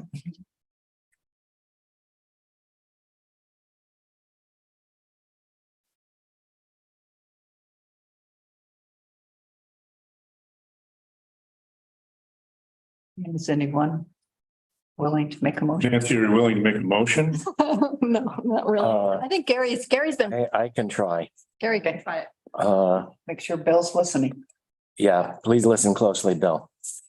I move that we tentatively approve the requested design and direct staff to prepare findings and support of approval and bring them back to the city council on November 7, 2023 for a final decision on the basis that council approves the tree removal permits. I would say that the tree removal application come before city council for review. Yeah. I'd rather it said it that way. On condition that the tree removal permits or applications come before the city council for review. Okay, and then after it's reviewed, even if we review it, does that allow us to approve or deny? Right. Approve or deny what? So, The and tree maybe we removal. should get a second before we go too deep into the discussion. Well, I'll second it, but I think we're probably going to have an amendment to it. Okay. Yeah. I'll second it for discussion. Okay, so now we can have discussion. Yeah, I think it has to be more explicit. Say again what you were suggesting. I was suggesting that we add language to that tree removal application, I guess, is that what you call it? Tree removal application, come before city council for review before it is approved or denied. Before what is approved or denied. Tree removal application. Okay, that doesn't necessarily. Okay, so we're allowing the house and the ADU. Well, no, We're you're not saying. The house doesn't have anything to do with it. Okay, we're allowing the ADU. But the tree removal permit has to come for review. Am I right? How does it tie together, I guess is my question. Okay, you review them together, right? Yeah, typically what happens is, so it's a little bit different what we're doing. Typically what would happen is there would be a review of the ADU. They would submit for the building permits for the construction. And at that time, the tree permit is also reviewed at that same time. So in this particular instance, it sounds like to me, and you guys can clear this if I'm mistaken, is that what you're looking at, instead of the staff administratively acting on the tree permit, removal permit, you would like to put it as a condition that it comes to council and the council makes the decision on the tree removal. Yes. So I will Got all that? amend my Okay. motion and move to tentatively approve the requested design and direct staff to prepare findings in support of approval, bring them back to the city council on November 7, 2023 for a final decision on the condition that the tree removal applications come before city council for review and approval. And when we produce those findings, we can have something that also incorporates that in there for you to review. Okay. I just kind of think that's the Is there a best. second to that amended motion? Well, I'll second it, but I have a question. If I'm the applicant and I'm sitting here with that kind of a motion, then I guess my question would be, what the heck do I do now? Because they haven't gotten absolute approval for the design. They've gotten tentative approval for the design. So I'm just trying to step this through in my mind. So if I could change it to. no, Okay. let me see if I can figure this out. So they haven't gotten absolute approval. They've gotten tentative approval for the design. So the next step for them would be to go to you to get the tree permit. Then they would have to come back to us. So they still don't have approval yet. We, as a council, review the tree permit. What do we do then if we don't like the fact that trees are being removed? Does that mean that their entire design is denied? If they modify their design so that they don't take out that northernmost tree, then the likelihood of approval is that it would go through is fairly high. Not that anybody's happy about all those trees coming out. No. It's just that the way our code is written, we are locked into it. As I can see it, but this is one little area that we can. That's at one least thing that we can have a say. Have some say over. And I would hope that they're listening and. Thinking of realize ways that they can that's- change it. And if they came back and, when they did their tree removal permit, figured out a way to reconfigure the driveway or whatever, so they didn't have to take out that northernmost tree, well, that would be great. Yeah, okay. I can go I mean, with that. so I could amend the motion to approve rather than tentatively approve based on the condition. No, let's do tentative. Yeah. Yeah. Okay, so my motion stands. Mhm. And it's been seconded. Is there any other discussion? Yeah, I got a real serious question to all of you. Okay.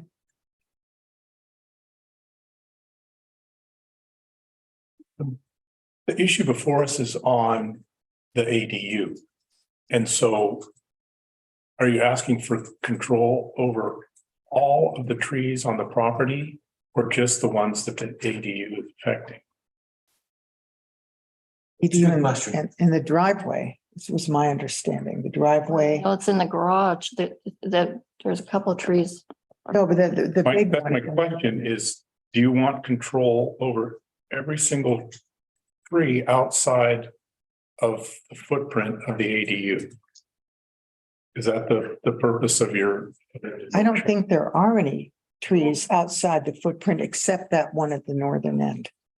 Yeah, there are. I think that's his question. I mean, There are trees where the house is and we don't have any, and we don't have any control over the house. Right, we don't have any control over the garage either. No, no. and that's where, and So- the other, Brandon's question is a good one because we're talking about, really, if it comes down to it, we're talking about control of a tree that has nothing to do with the ADU whatsoever.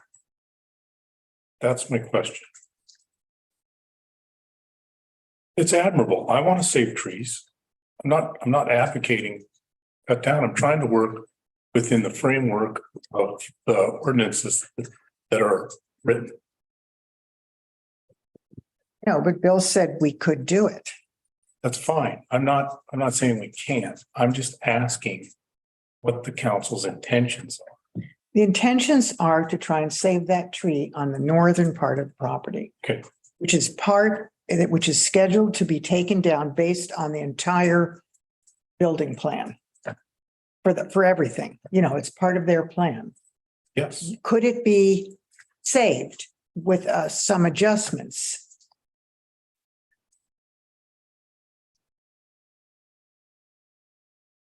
And I think maybe it could. Yes. yes, And this may be a question for Bill too, because this is important for staff to understand, because obviously we have a tree permit removal application. And need to understand if that other than the tree that's at the northeast corner that we're discussing by the driveway, are the other trees that are to be removed to follow the tree permit removal process. And I don't know if that's where you're kind of going. Yeah, or not, but so I want to make sure we're doing things right. And I don't know, maybe it's a discussion I need to have with Bill, but typically before a building permit is issued for the trees involved in the home and the ADU, that goes through that removal process. So I'm trying to distinguish, as was stated, is it all of them that you guys are concerned with in this approval, or is it just that one, and that the remainder that are part of the footprints and discussion go through the typical removal process? So I'm just want to be clear too, so we're not doing anything that we shouldn't be doing, and yet trying to get what you guys are after. So I don't know if, Bill, if you have any sort of thoughts, comments. I think you could structure it so it's just the one tree, that the tree removal permit for that tree comes back. That was my intention. Yeah, and so in that particular case, what would happen is that one would come back to you, but the others would follow the permitting process that we typically follow. So when I draft the findings and the conditions, I just want to be clear. So when I bring this back to you, it's reflective of what you're asking for. So the other trees being removed are for the house. That's correct. The other trees Have no control over. and that would follow in that particular instance, those will follow the process that Normal. that's correct. Okay. And So those are the findings. the condition that we're setting is we're going to save that one tree. That was the intention of my motion. I don't know if I need to clarify it, though. I have to say that Brandon's question still disturbs me Mhm. a little bit. that we're making a condition based on something totally unrelated to the actual AD. Bill's saying that we could, I know he's saying that that makes me feel okay about it. It's uncharted territory, let's face it. so I guess the question is, do we need to amend again to make it clear about the single tree that we're really addressing? That'd be helpful to staff. We could, can I just point out, we can keep your same motion, but on the condition, the tree removal permit for the northeast tree. Please. Okay. Well, we are amending the motion then. Yep. Was there a second for the amendment, for the second amendment? I think we're on the third one. The third one, sorry. These are good numbers. Doing the best I can here. You're doing fine, dear. Is there a second? I will second the motion. Okay. Is there any further discussion? Yes. One time, sorry about that. I think what I would probably like to do then is work with the applicant to potentially, if they can, have the condition, try to have them address the condition when we consider the findings that staff brings back to you for your consideration. So that would happen fairly quickly, but that would be my goal, is to try to have those all on the same meeting. So you're seeing what's been proposed, if the condition's being met, and then adopted findings after that, Okay. if that makes sense. Yeah, that does. It does. I'm still concerned about if we can do anything about it. In patterns. Too. And I guess my underlying request for tree over, and I don't know that I can do this, but my underlying reason for looking at all of the trees was to maybe push the applicant to design, make a redesign on that lot to save as many trees as possible. I don't know that that's possible to do it on that lot. That's an odd lot. There's notice given. But it's not my responsibility to ask somebody to redesign. And that's such a complex science to try Yeah. to Yeah. There's a, codify, I think. there's notice right now that that is a potential problem to neighboring houses. Yeah. And if it occurs, the builder has been given notice that there's a danger that could occur. And I mean, who cares about, no one wants to go through a lawsuit, but I'm saying it is notice. Yeah.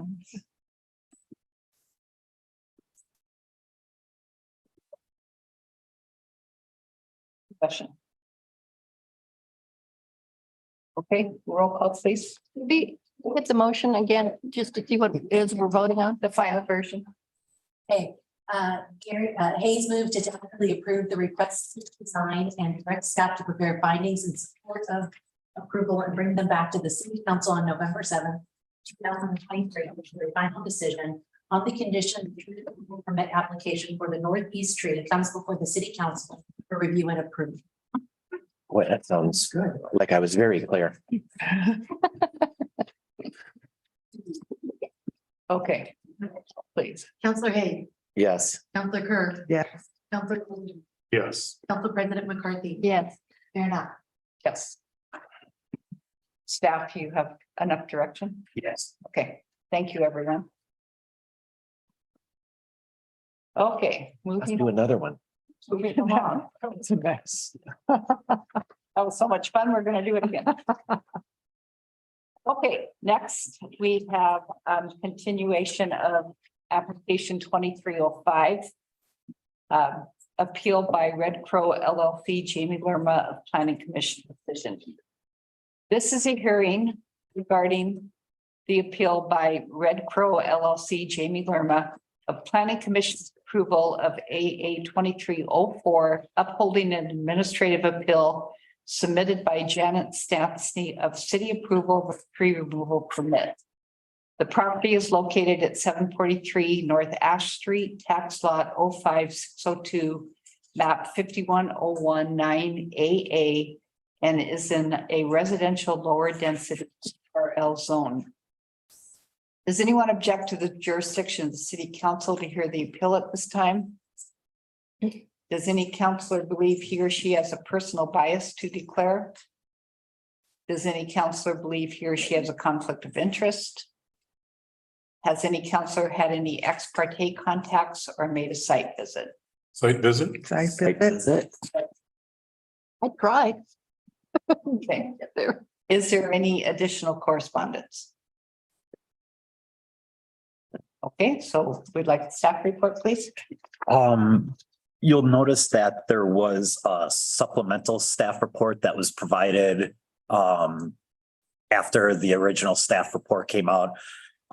As you recall, at the August 8th hearing, the appellants requested a continuance in an effort to look at some plans to potentially try to save the tree. Subsequent to that, they've submitted new plans for staff to review. We have not had the opportunity to fully review the request. And based on that, Mick Harris, who's the appellant's representative, and I believe there may be someone else who is, I don't believe Mick was able to attend this evening, but I believe there was another one person from their firm, but they were requesting an additional 30-day continuance to give staff the opportunity to review the proposal. And so staff didn't object to that, but obviously it's up to the council to determine whether or not to grant the continuance. So that's the information. I don't know if anyone else wants to hear from the applicant with regards to that, but I think that's it. They granted them the continuance of 60 days to prepare something. They did, but we just haven't had the chance to review it yet. And this is a proposal that potentially would make it unnecessary to damage or cut down that tree. That's correct. So the question is, do we want to have a public hearing or do we want to just grant the continuance and hold the public hearing after the staff has had a chance to review? Yeah, and that's correct. And so there's one or two results that would happen as part of that review. Either there would no longer need to be a hearing because the applicant potentially could withdraw, or it could be that we're back here in 30 days following through with the request. It makes sense to me to continue it, because if they cut down that tree or damage it, I'm all for it. A motion. Oh, and one other thing, I'm sorry. And they also did agree to extend the 120-day notice like they had done previously. I move that we continue the hearing to give staff the opportunity to review the revised plans. Second. Any further discussion? Okay, roll call, please. Tim, when you're ready. Got it. Okay. Council President McCarthy. Yes. Counselor Hayes. Yes. Counselor Kerr. Yes. Counselor Ogilvy. Mayor Knopf. Yes. Thank you. Okay, next we're moving into the action item. It's part of this meeting. And first we have an appointment of the city committee board or commission. We have one applicant for the Parks and Community Services Committee, and that is Tom Landrum. He is present. Would you like to come up and say a few words? Thank you for sitting here and listening to all of. Yeah, shows some dedication. Perseverance. I'm Thomas Landrum, P.O. Box 865. Beach, Oregon. And I'm a retired engineer and project manager. Worked in shipbuilding, oil and gas projects and utilities. And most recently, I was operations manager at Haystack Rock. And I worked at the census, the 2020 census. Oh. And, I heard about this position opening up, and I think it's going to be a fit for me. It feels right. I know, Stacy and Les pretty good. And I've kind of got an affinity for the parks. I love them. And it's also community service. I've been a volunteer both at the library and at the farmer's market, and I've been doing some like oyster catcher observations for the Audubon Society. And unfortunately, I've got a little more time on my hands than I had in the past. I've lost my mom and dad in the past year and a half. And so I've got a little extra time on my hands, and I'd like to put it to good use in our city here. Does anybody have any questions? What interest? Stepping up. Oh, sorry. Oh. Did you have a question? I didn't. I just wanted to thank him for Okay. putting his I out. was just wondering what interests you most about this committee. Well, I've worked with Stacy a little bit at the farmer's market. She's our designated short person. Okay. And, you get to know people, and I've known Les for quite a few years as well. And so I've already got a connection with the committee, and, the other committees that are out there applicable to serve on, really don't have a warm and fuzzy feeling, like, you just put the guy through the grill. Yeah. And, I'm looking for something that I can feel good about and not maybe see as much conflict. Are there particular activities of that committee that interest you the most? I'm just getting involved in the parks. Okay. They're all lovely, and I like for tourists to come in and see, and, we want to make sure that they stay there. Thank you. Thank you. Thank you.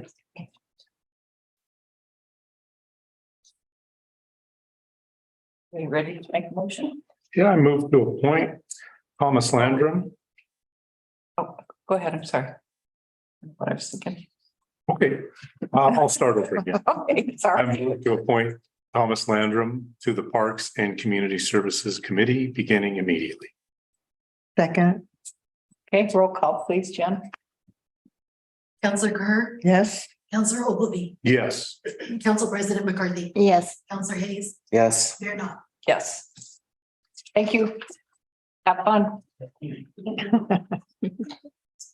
Okay, Appointed immediately. yeah. The short person wants you at the meeting. Okay, next we have the Tolovana Hall lease terms. Bruce? Yes, ma'am. The August 1st meeting, council reviewed an amendment to the current lease, which would allow private party rentals in Tolovana Hall. During discussions, it was determined that additional language such as limiting the number of times or the types of parties should be included in the amendment. Legal counsel Ashley Driscoll revised the amendment to include this language. The recommendation is for council to determine if private events should be allowed. And also, if council wishes to allow them, a motion would be required to approve the attached amendment if it's found to be satisfactory. Anybody have any questions? Just of Andrew. He's here. Do you have just so I can follow along on a bigger than my phone screen, a page? It's tab number 9. Tab number 9, thank you. Okay, yes. My only question to you, Andrew, is that if you're okay with the proposed language. I'm gonna have to give it more of a study. Are you saying you need to read it? Yes. I was not aware it was in here. I thought we were just discussing. No work. We're trying. Do we have to continue this to another meeting? I do not want to do. I don't either. And we're reading. I guess it's 1B is- difficult for me because I don't see the changes. I only see Attachment B. B. Okay, and it's just the blue? Yes. So those are the only. Okay. I can do this. There's only 4 sentences. I can do this. We're timing you. And 2 of them are the same. Yeah. Is doing that. So it's just if the premise is not needed by school hours and recognize the use of the subordinate use. Should not interfere with those uses. Yes. That's the answer to my question is yes. Yes. Okay, thank you, Andrew. else?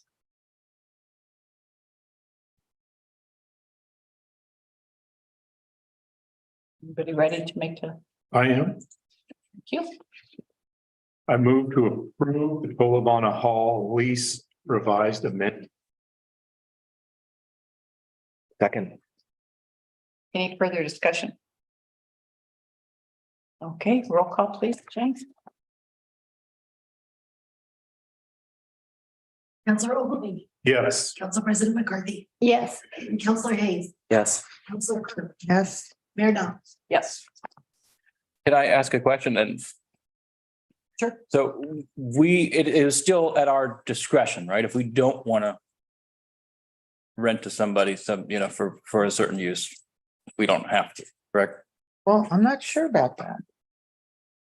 Depends on your reason. Huh? Yeah. Depends on your reason.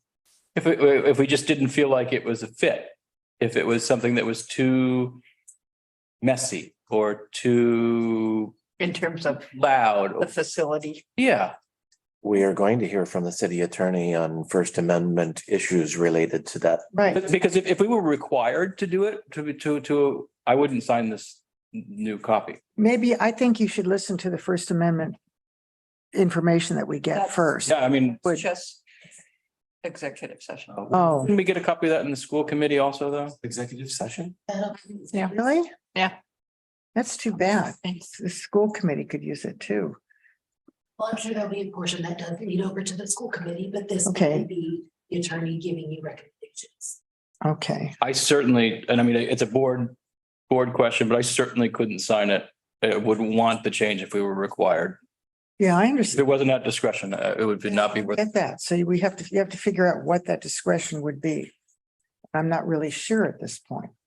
If you have, because there's nothing in this contract that says you can limit it because of noise, you can limit it because of not being a good fit starts to get into the First Amendment kind of stuff. So I think that that's something you want to be really, we have to.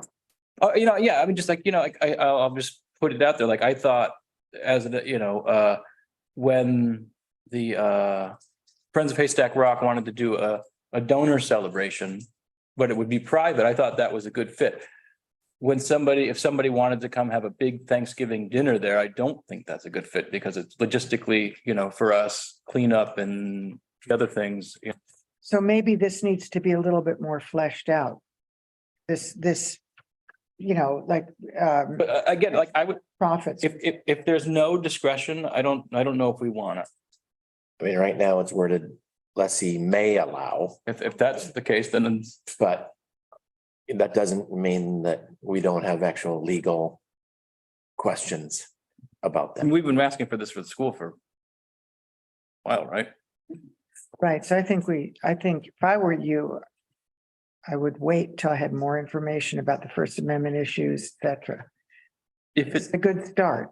So So what do we do with what we've already done? So can I point out, this actually would start in January based off of the date on the top. Oh. So if we want, we can go ahead and talk to Ashley about this on the November agenda as Sorry, I'm so sorry. well. And clarification, that'll be after you guys have met with her. right, and then That's also good. you need to. Yeah, and that's good because a lot of it will also bleed over into the school issue. Yeah. So, And if something is brought to the council in an executive session, can't council then share it? No. Not for, not the recommendations, but then I think we could ask Ashley, not at like, some point, she's going to have to give some First Great. Amendment information to the. No, but we can't- school committee and to Tolovana Hall. Disclose what was discussed in an executive session, but she can do something. So you can do even a half hour tutorial on First Amendment issues for the school and Tolovana. And that's her intent, I believe. Yeah, After this is to move forward with the school and Tolovana. okay, good. Drove a lot of this with her First Amendment discussion with you guys. Right. Working on the piece. Okay, so that will happen, Andrew. I guess we got the ball rolling anyway. Question, Uh-huh. know that you're doing this? Okay, your board is going along and it's agreeing with. yeah, and like we talked and they shared the same concern about, do we want to be in the Thanksgiving business? No. Because we haven't heard anything from your board. We just heard from you, but we haven't, nobody from your Sure, I'm board representing. here to talk about it. So One thing that I guess I could make a suggestion, and I'm not sure if it's practical for you or not, but if you were to establish criteria for your possible rentals, maybe that would go a long way in being able to allow you to be selective. Yeah, at least some thoughts too. Right, provided You would the, allow what you wouldn't allow. provided those To allow. criteria didn't interfere with First Amendment. In other words, you can't say, I'm gonna let the Democrats have a dinner there, but not Republicans, you know. what I No, or like, let's say, it's just something like somebody wants to do something let's just use Thanksgiving, and it's logistically difficult for us to be like, it's a holiday, we have to come and lock the building, we have to make it available. I think those are things that you can address in your criteria. mean? Mhm. Yeah. Good idea, Brandon. So maybe it would be better to have that item as a work session agenda item rather than a regular meeting. Because it sounds like there needs to be some dialogue Mhm. on it. Is on November 14th. But, okay, great. Okay, thank you. Okay, next we have a one-time holiday for staff. Yes, Madam Mayor. Thank you. Oh, this is Christmas. Yeah, this is something that you have approved in the past. And what I'd like to try to do is to give the staff the opportunity for 2 4-day weekends during the holidays. It is a very slow time for us. In the past, I've volunteered to sit up front and do the phones and had no calls the whole I time. knew it was you. Maybe it was me, yeah. Well, it's always that is. So, this weekend or this year, it would be on New Year's weekend. And it would be on Friday, December 29th for the SEIU and December 31st for the Guild. The Guild has, because the police can't take the day off, the December 31st works for how they would, be able to pick up the salary or whatever on that because they're working the holiday. So that's the request and. Do you have any questions? I just wanted to look at the calendar real quick here. So the 31st is a Saturday, And that's for the Guild, meaning the police? police, yes. Okay, And the 29th is for the general employees.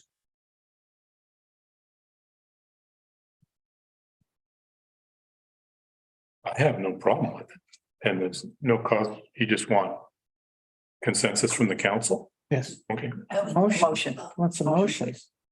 I'm sorry, I didn't have that. I move to approve the one-time granting of December 29 for SEIU and December 31st for the Guild as a city holiday as a gesture of support and thanks to city staff. Second, Any further discussion? Okay, roll call, Jen. Counselor Hayes, Yes. Counselor Kerr, Yes. Counselor Ogilvy, yes. Council President McCarthy, Yes. Mayor Knopf. Yes. Okay, now some discussion items. Water resiliency. Yes, to me. Karen. Karen is there, but I can do it if Karen is not. Karen, do you want to speak or you want Bruce? Go ahead, boss. Go ahead, boss. I appreciate it. Okay, all right. The phase 1 of the seismic water resiliency project is funded by a favorable firm loan from Business Oregon with consulting engineering firm Windsor Engineers, who estimated the project's value at $589,000 roughly. The city advertised a bid, and the construction element of this phase is scheduled to begin in July 2023. City received 2 bids. The low bid was $807,000, And what we are looking at is to rebid the project and probably lose, 2 or 3 months as a result of that. But we think that we can, there seemed to be a good deal of interest, like maybe 5 or 6 firms were at the rebid. And then only 2 of them actually bid. So we were trying to find out why maybe some of them didn't bid. Anybody have any questions? Just an observation that this is the 3rd time that this has happened, that has been brought before the council. And I think it's something that's endemic in the construction industry right now. And that I agree with you and your assessment that the rebid is prudent and good to do. But I also think we need to maybe adjust our expectations of what the true cost of construction is and just be able to accept that and work with it. Hey, Karen, did you want to say something? Karen? Looks like she's muted. She muted. I apologize. That's okay. Brandon's point's well taken in that this is the first time that you have seen this bid come back to you as one that we didn't want to award. There has been 2 others on different projects. What we've done on each one of these is we've come back and looked for ways that we might be able to reduce the scope by having our own team pick up part of the responsibilities so that the scope of work going out could save us some money, and or, as Brandon pointed out, adjust our time frame and expectations of when we need the project finished. And so that's happening with this project, just like it has the other projects before we bid it out, because this is costs the city to put these things out to bid.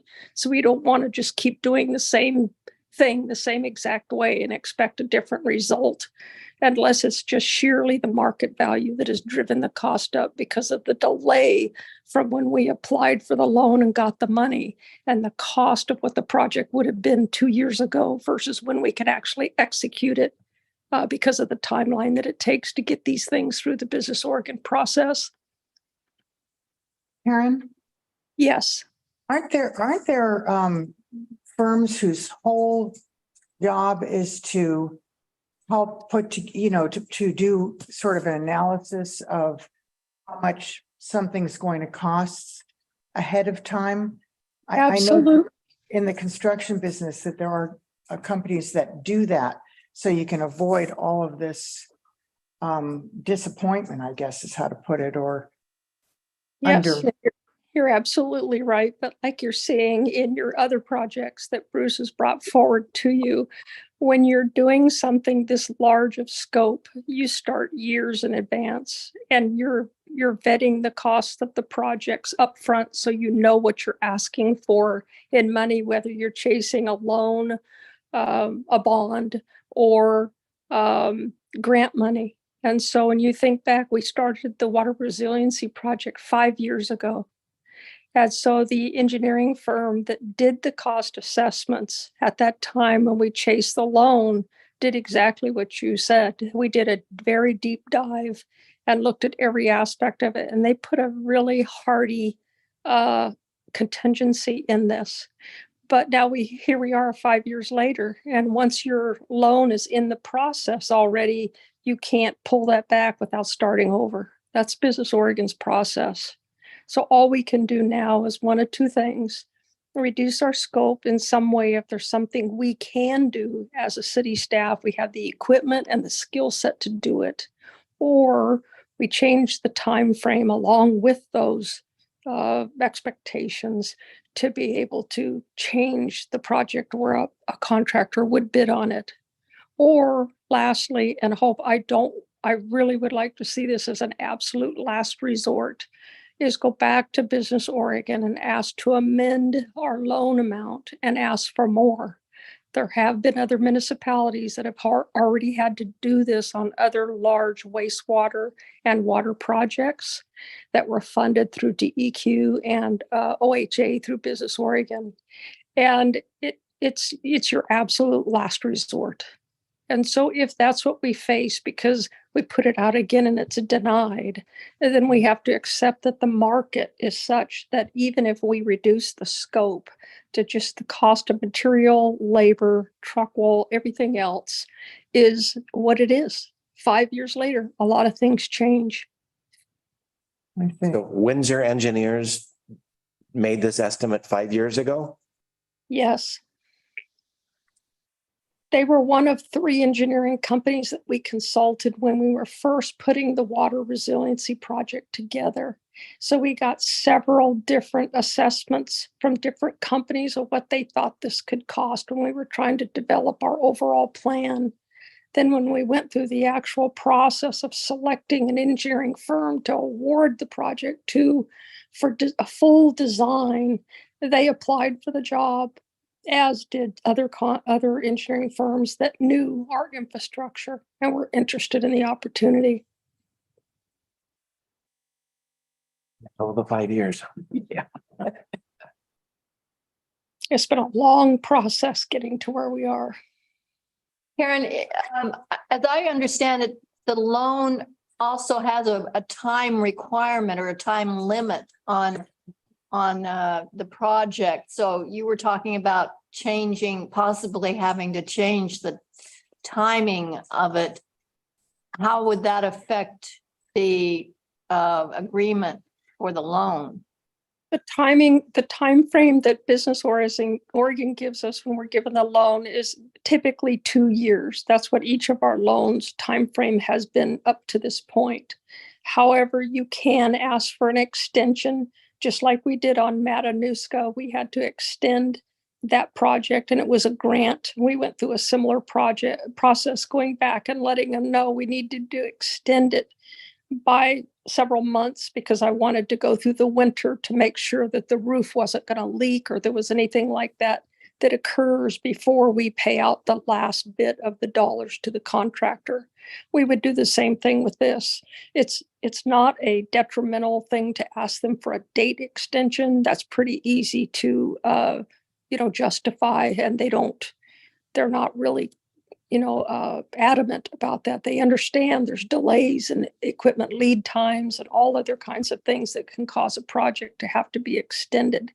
And of course, your spending time frame would have to be extended too. What they're more focused on is that you delay in getting the project planned, designed, and executed in a reasonable amount of time. And we give them regular updates. So if you're dragging your feet too much, they're putting the heat on you, telling you to get moving, and you've only got so much time to spend it.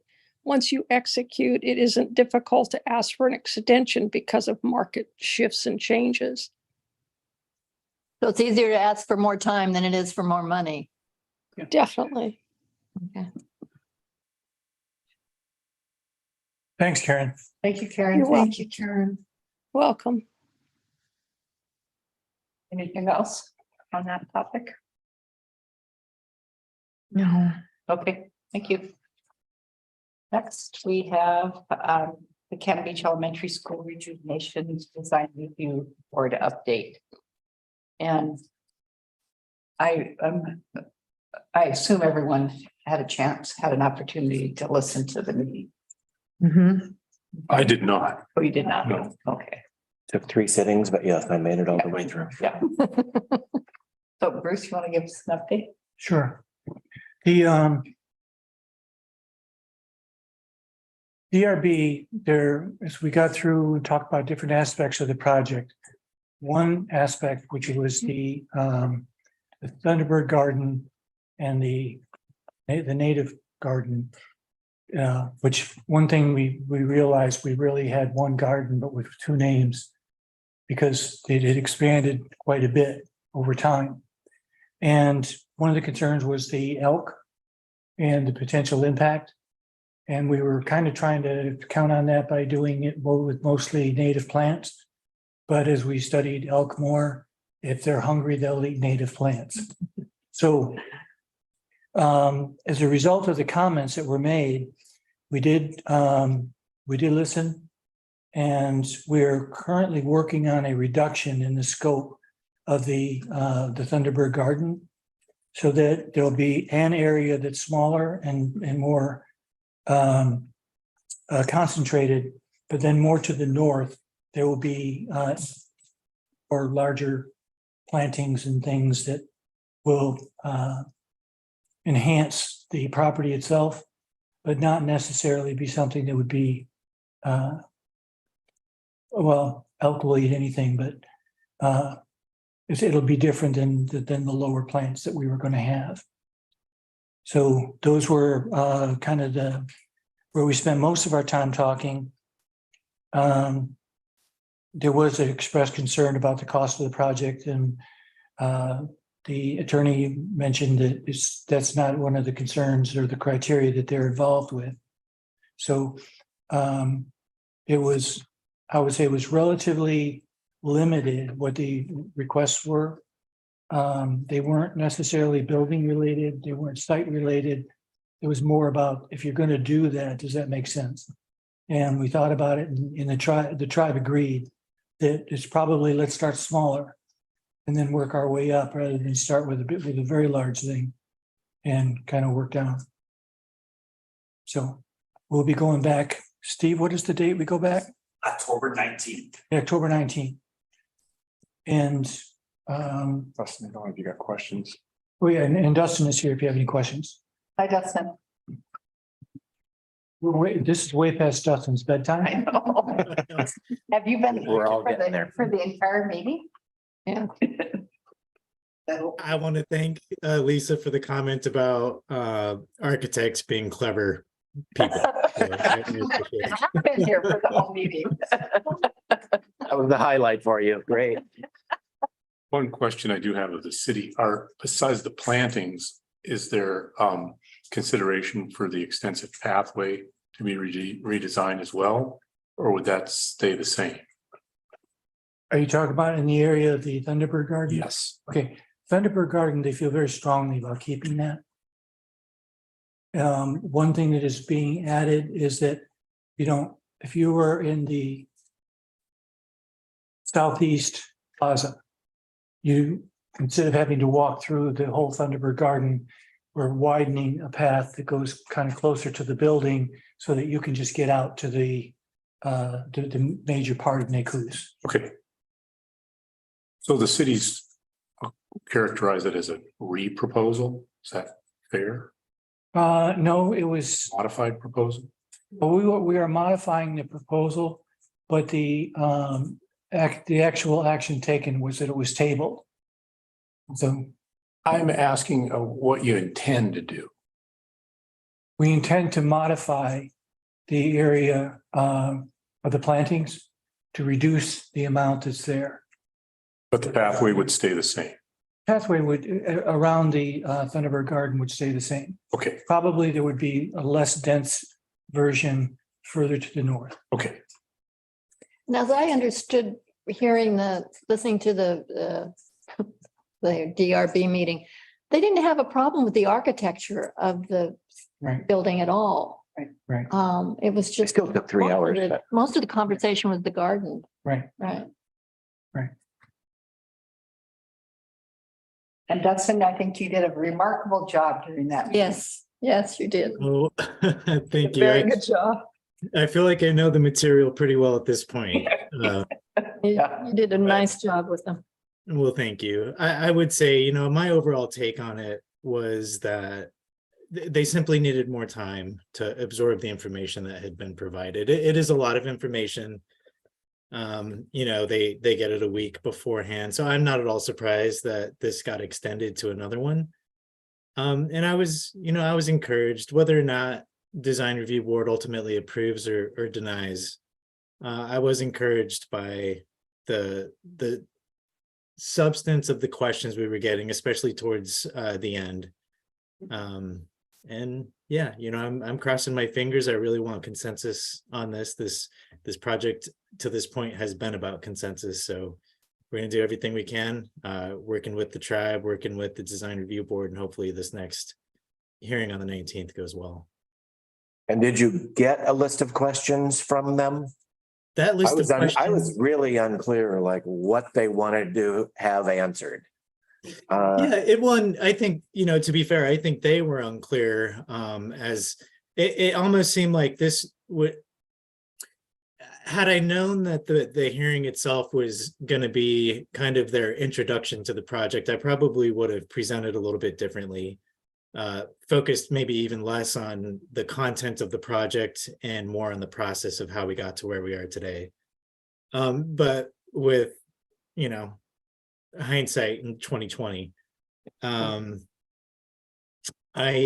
think that moving forward, their questions are due tomorrow. Steve gave them till tomorrow. That gives us about a week to turn around any other questions that they have. I won't be surprised at all to see new questions on there. I could see that as we got towards the end of that design review hearing, the real substantive questions started to come out that I was excited about, and that we could start to really drill in on and address. So we have had meetings specifically regarding the Heritage Garden with the tribe and with the city. We have a plan of attack. There's a question about a view corridor towards the north end of the Thunderbird Garden. We had a lot of trees in that area. Most of those trees are such that they could be limbed when they are mature, and you would be able to see through them. But we've reduced the number of trees to encourage that line of sight to what is Neckies Park back there, so that patrons of the park who know the park as it is today still feel welcomed. And little thing, we're going to see more comments. I won't know the extent of those until end of day tomorrow, likely. But like I said, I'm optimistic based on what I heard towards the end of that hearing and discussions afterwards. And just fingers crossed. We're going to come back on the 19th. And like I said, we're going to do everything we can to make sure that the goals of the project and of the city are met, while at the same time making sure that the design review board felt heard, and that we're not trying to bypass them. Yeah, I think it was the last half hour that there was actually some things that were actually within their purview that were addressed. And I would have to say that some of those things I very much agree with. And I mean, even in the staff report here, it mentions how we are going to protect the interpretive gardens from the local elk population. And I really think that this needs to be designed to live with the local elk population like we all have learned to do here, because they're going to be there, they're going to be laying there, they're going to be tromping through there, and they're going to be eating it. So I think you heard it, and I know towards the end you were responding, and I could see that you were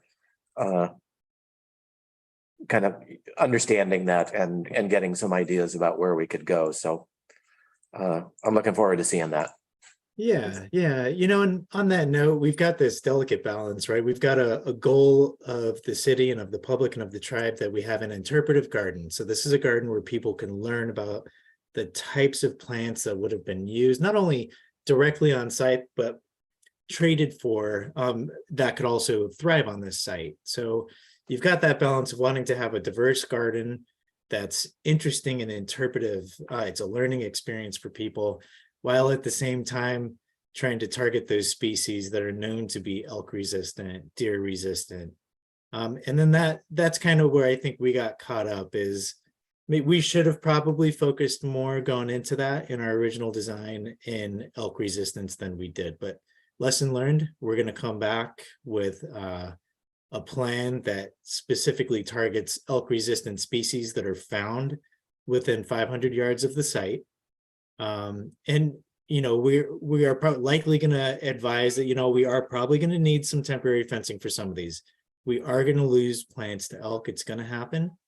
But that's why you plant in the numbers that are proposed, is to encourage the remaining species, the remaining plants to go in their place.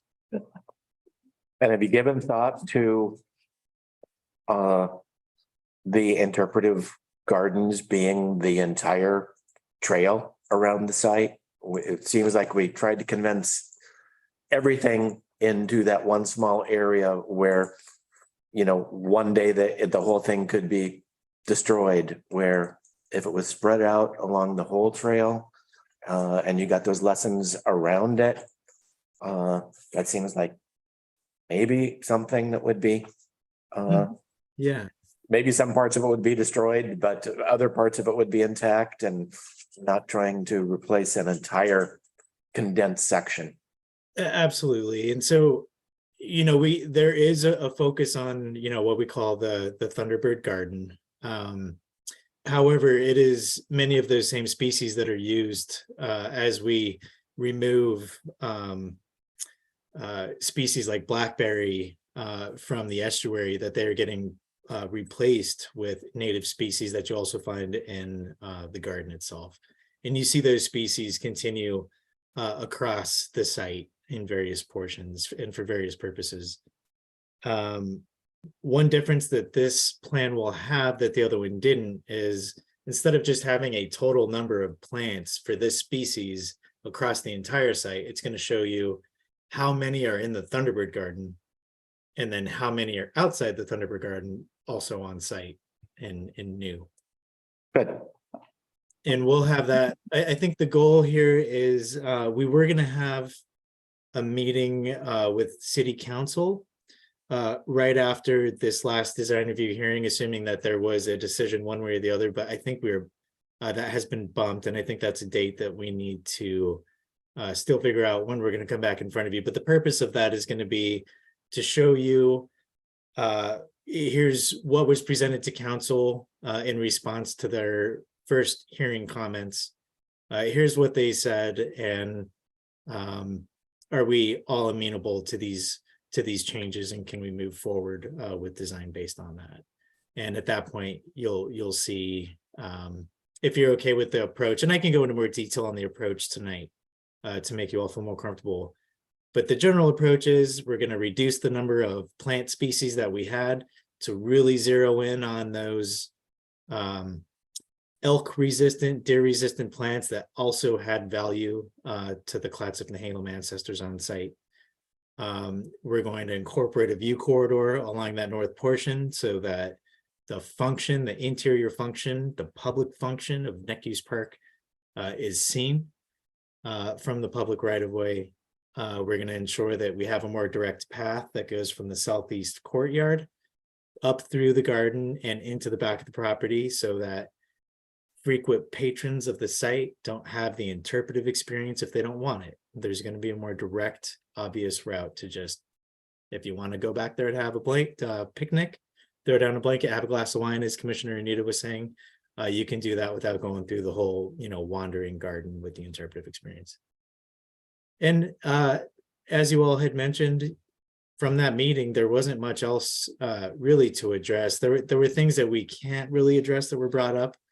Parking was brought up, and budget was brought up, and things that we've been through at length through the process of programming and schematic design, that I think overall the design review board wasn't really aware of the process leading up to today. But as far as the things that we can address, it was pretty much the Thunderbird Garden. And then we'll know after tomorrow, and I think Bruce and Rusty plan on making those comments available to City Council upon receipt. And again, that should be by end of day tomorrow. Good, thank you. I was sorry that, I know that they mentioned the food bank and why wasn't that incorporated into the project? And I was kind of sorry that nobody said, because this is being financed by tourism taxes and the food bank project would not be eligible for that. And nobody mentioned that. Very on And they just kept going on about that. And I kept yelling in my computer, but nobody listened. You and me both. Yeah. No, I think you heard us both in unison. Well, I think that's a great point. I think they were glad to hear that the site was being designed to accommodate the food bank when it does get incorporated into the scope. I think that helped to quell some of the concern, but I will drive that point across. It's a separate funding mechanism, and those funds are completely separate, can't be used for the food bank. the funds that are being used for Cannon Beach Elementary. Steve, have you got some response? No, Dustin did a good job. It was an interesting meeting.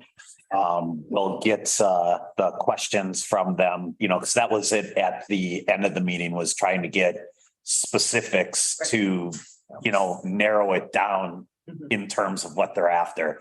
So hopefully we'll see those. I haven't seen any so far. And the goal was to get them tomorrow so that the team would have enough time to respond, yet us have the opportunity to get it in a staff report once they've had the opportunity to respond to indicate what they've come up with.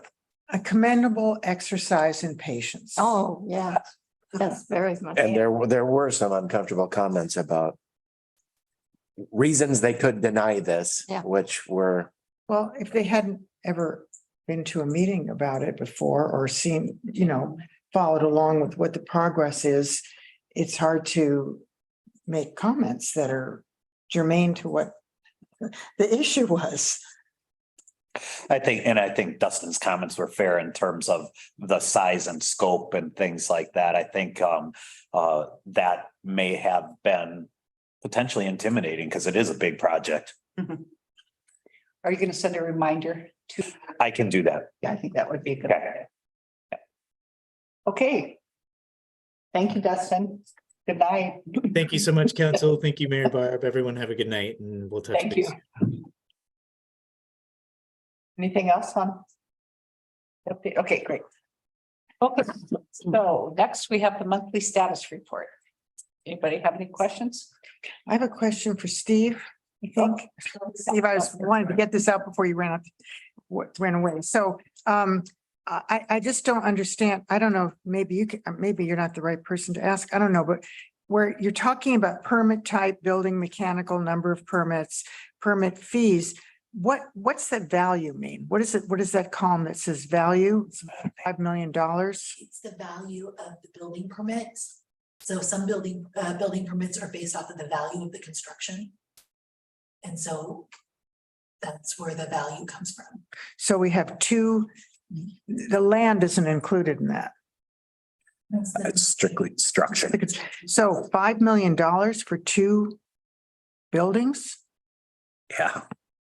I don't know the specific project. I can get back to you on that, but I wouldn't be surprised on some of those numbers. I would have to get back and look at the specific projects, and I can do that for you. Okay, I'm curious. Yeah. And affordable housing surcharge. What is that exactly? Where does that get assessed on what? So that is assessed on new construction. So if you have a brand new construction or you're adding additional square footage if you're adding square footage to an existing building, we can charge 1% of the value to go to our affordable housing. So why isn't there one here? Because none of the projects that were in this month were brand new construction or additions. I did check with Emily on that when she gave me the numbers. Okay, that's hard to believe if it's $5 million of value and none of them are new construction. I don't have. Were they commercial? Because I don't think commercial is part of this affordable housing. And that. It is. I don't know. I did ask Emily, I confirmed, I said, is that a correct number? And she said, yes. And I asked her about the 0. She said, none of them. We can follow up with Emily. I would really like to know that. I'd like to know why there's no affordable housing surcharge and what that $5 million is for exactly. Okay. I'd be curious about that myself. Yeah, we'll send it to all of us. Anything else? On the status report. Okay, I don't have any mayor communications. Anybody have any counselor communications? Yes. I believe, Steve, the task force meeting is Thursday. And I think I'm pretty sure that we had sent a notice out to everybody. And I know Lisa did. yep, it's on my I wanted calendar. to make other counselors aware if that's something, it's a notice meeting, so our forum rules don't. I don't think I got a notice. I didn't either. I'm planning on Is it. it the housing task force? I can send that to you. I'm pretty sure we sent it to all of council. I got it from Robert. Yeah, it came from Robert. And I don't think I got one. I think. What time? Do you know what time it is? 1 to 3, and it's at the Bob Chisholm Community Center in Seaside. We'll resend that to you. Thank you. Okay. It's pretty interesting. Anything else? Is this good to the order? Counselor? No, now Oh. we're going to get to go to the order. Okay. You don't have anything for good of the order, do you? Oh, never. Oh, no. Okay. Are we ready to go on to the order? Anybody have anything for good of the order? I do. Okay. The first question is the sea turtles thing. They submitted a write-up about how they spent their money, et cetera. What is the next step for that? Staff is going to do some research per your guys' direction from the last meeting we had. Once we're done with that research, we'll bring it back to a work session for you guys to review. There were some specific things you wanted us to look at, like other entities and what they did and how they processed it. So that is on our to-do list. Okay, So, and when Okay. we do get that scheduled, we will coordinate with Ed and Mark. okay, So they- great.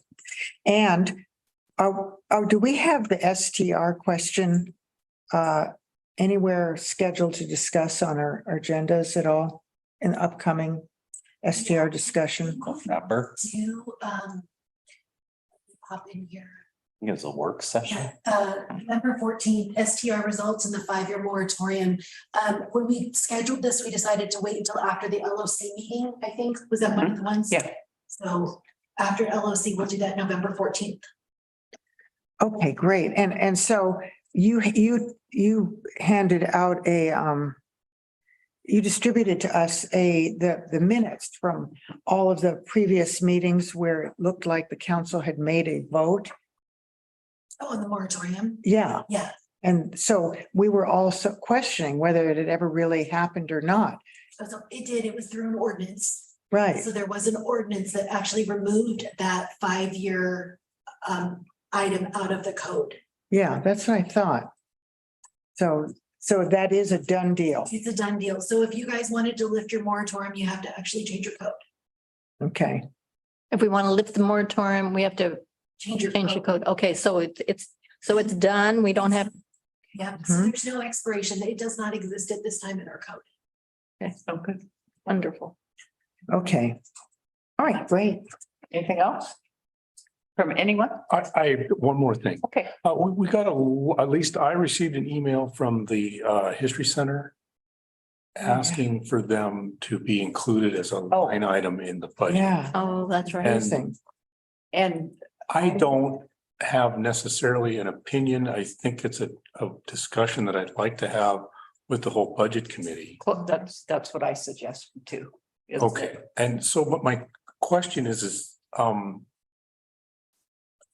I'd be happy to respond to them as myself, but does the council feel like a city response would be better? And you responded, didn't you? Remember if I responded to that one? I don't think I did. I did add it to the preliminary budget meeting. Which is what I suggested is that when we get closer to the budget season, that's an item that we should discuss. Great, I just wanted to let the Okay, History Center know that they're not being ignored. right. Yeah. And they were discussed, they were talked to after their initial request. Okay, So we did get back to them and let them know that no counselors had asked for it to be on the agenda. And so it wasn't proceeding at this time. And so I'll email her and let her know that it's something we'll work on at our preliminary budget meeting. thank you, Jeff. No problem. Good for me. Okay. This side of the table? What? Bruce? You're hesitant. My only thing is that, glad to report that the bus will resume on October 9th Oh, yeah. Yeah, that's great. and 6 routes a day. And there's some flexibility in changing the timing on some of those routes. The morning route will probably be okay. The evening route might be a little bit early, leaving here, which is, I think, 5:40 or something. But they're willing to take a look at it and seeing how many they can accommodate. And they did hire an executive director. Yeah. In the paper. Or they selected one. I don't know if they've made it all the way. Selected one and they denied it, but then they offered it to another Right. person. Yeah. But Yeah, that person is I have not heard that, Okay, that there was actually a hire, but they made a I'm not sure. right. a second selection. Right. Yeah, I think they're on their way to Solvency again. do things, and thank you for your help with Thank you. communicating that to us and to them. Anything else? Thank you for the cookies. Quick reminder, Thursday, we have a community outreach event at 6 o'clock. 6 o'clock. Okay, great. That would be this Thursday. This Yes. Yeah. Because next Thursday we'll get legal. Okay, meeting's adjourned.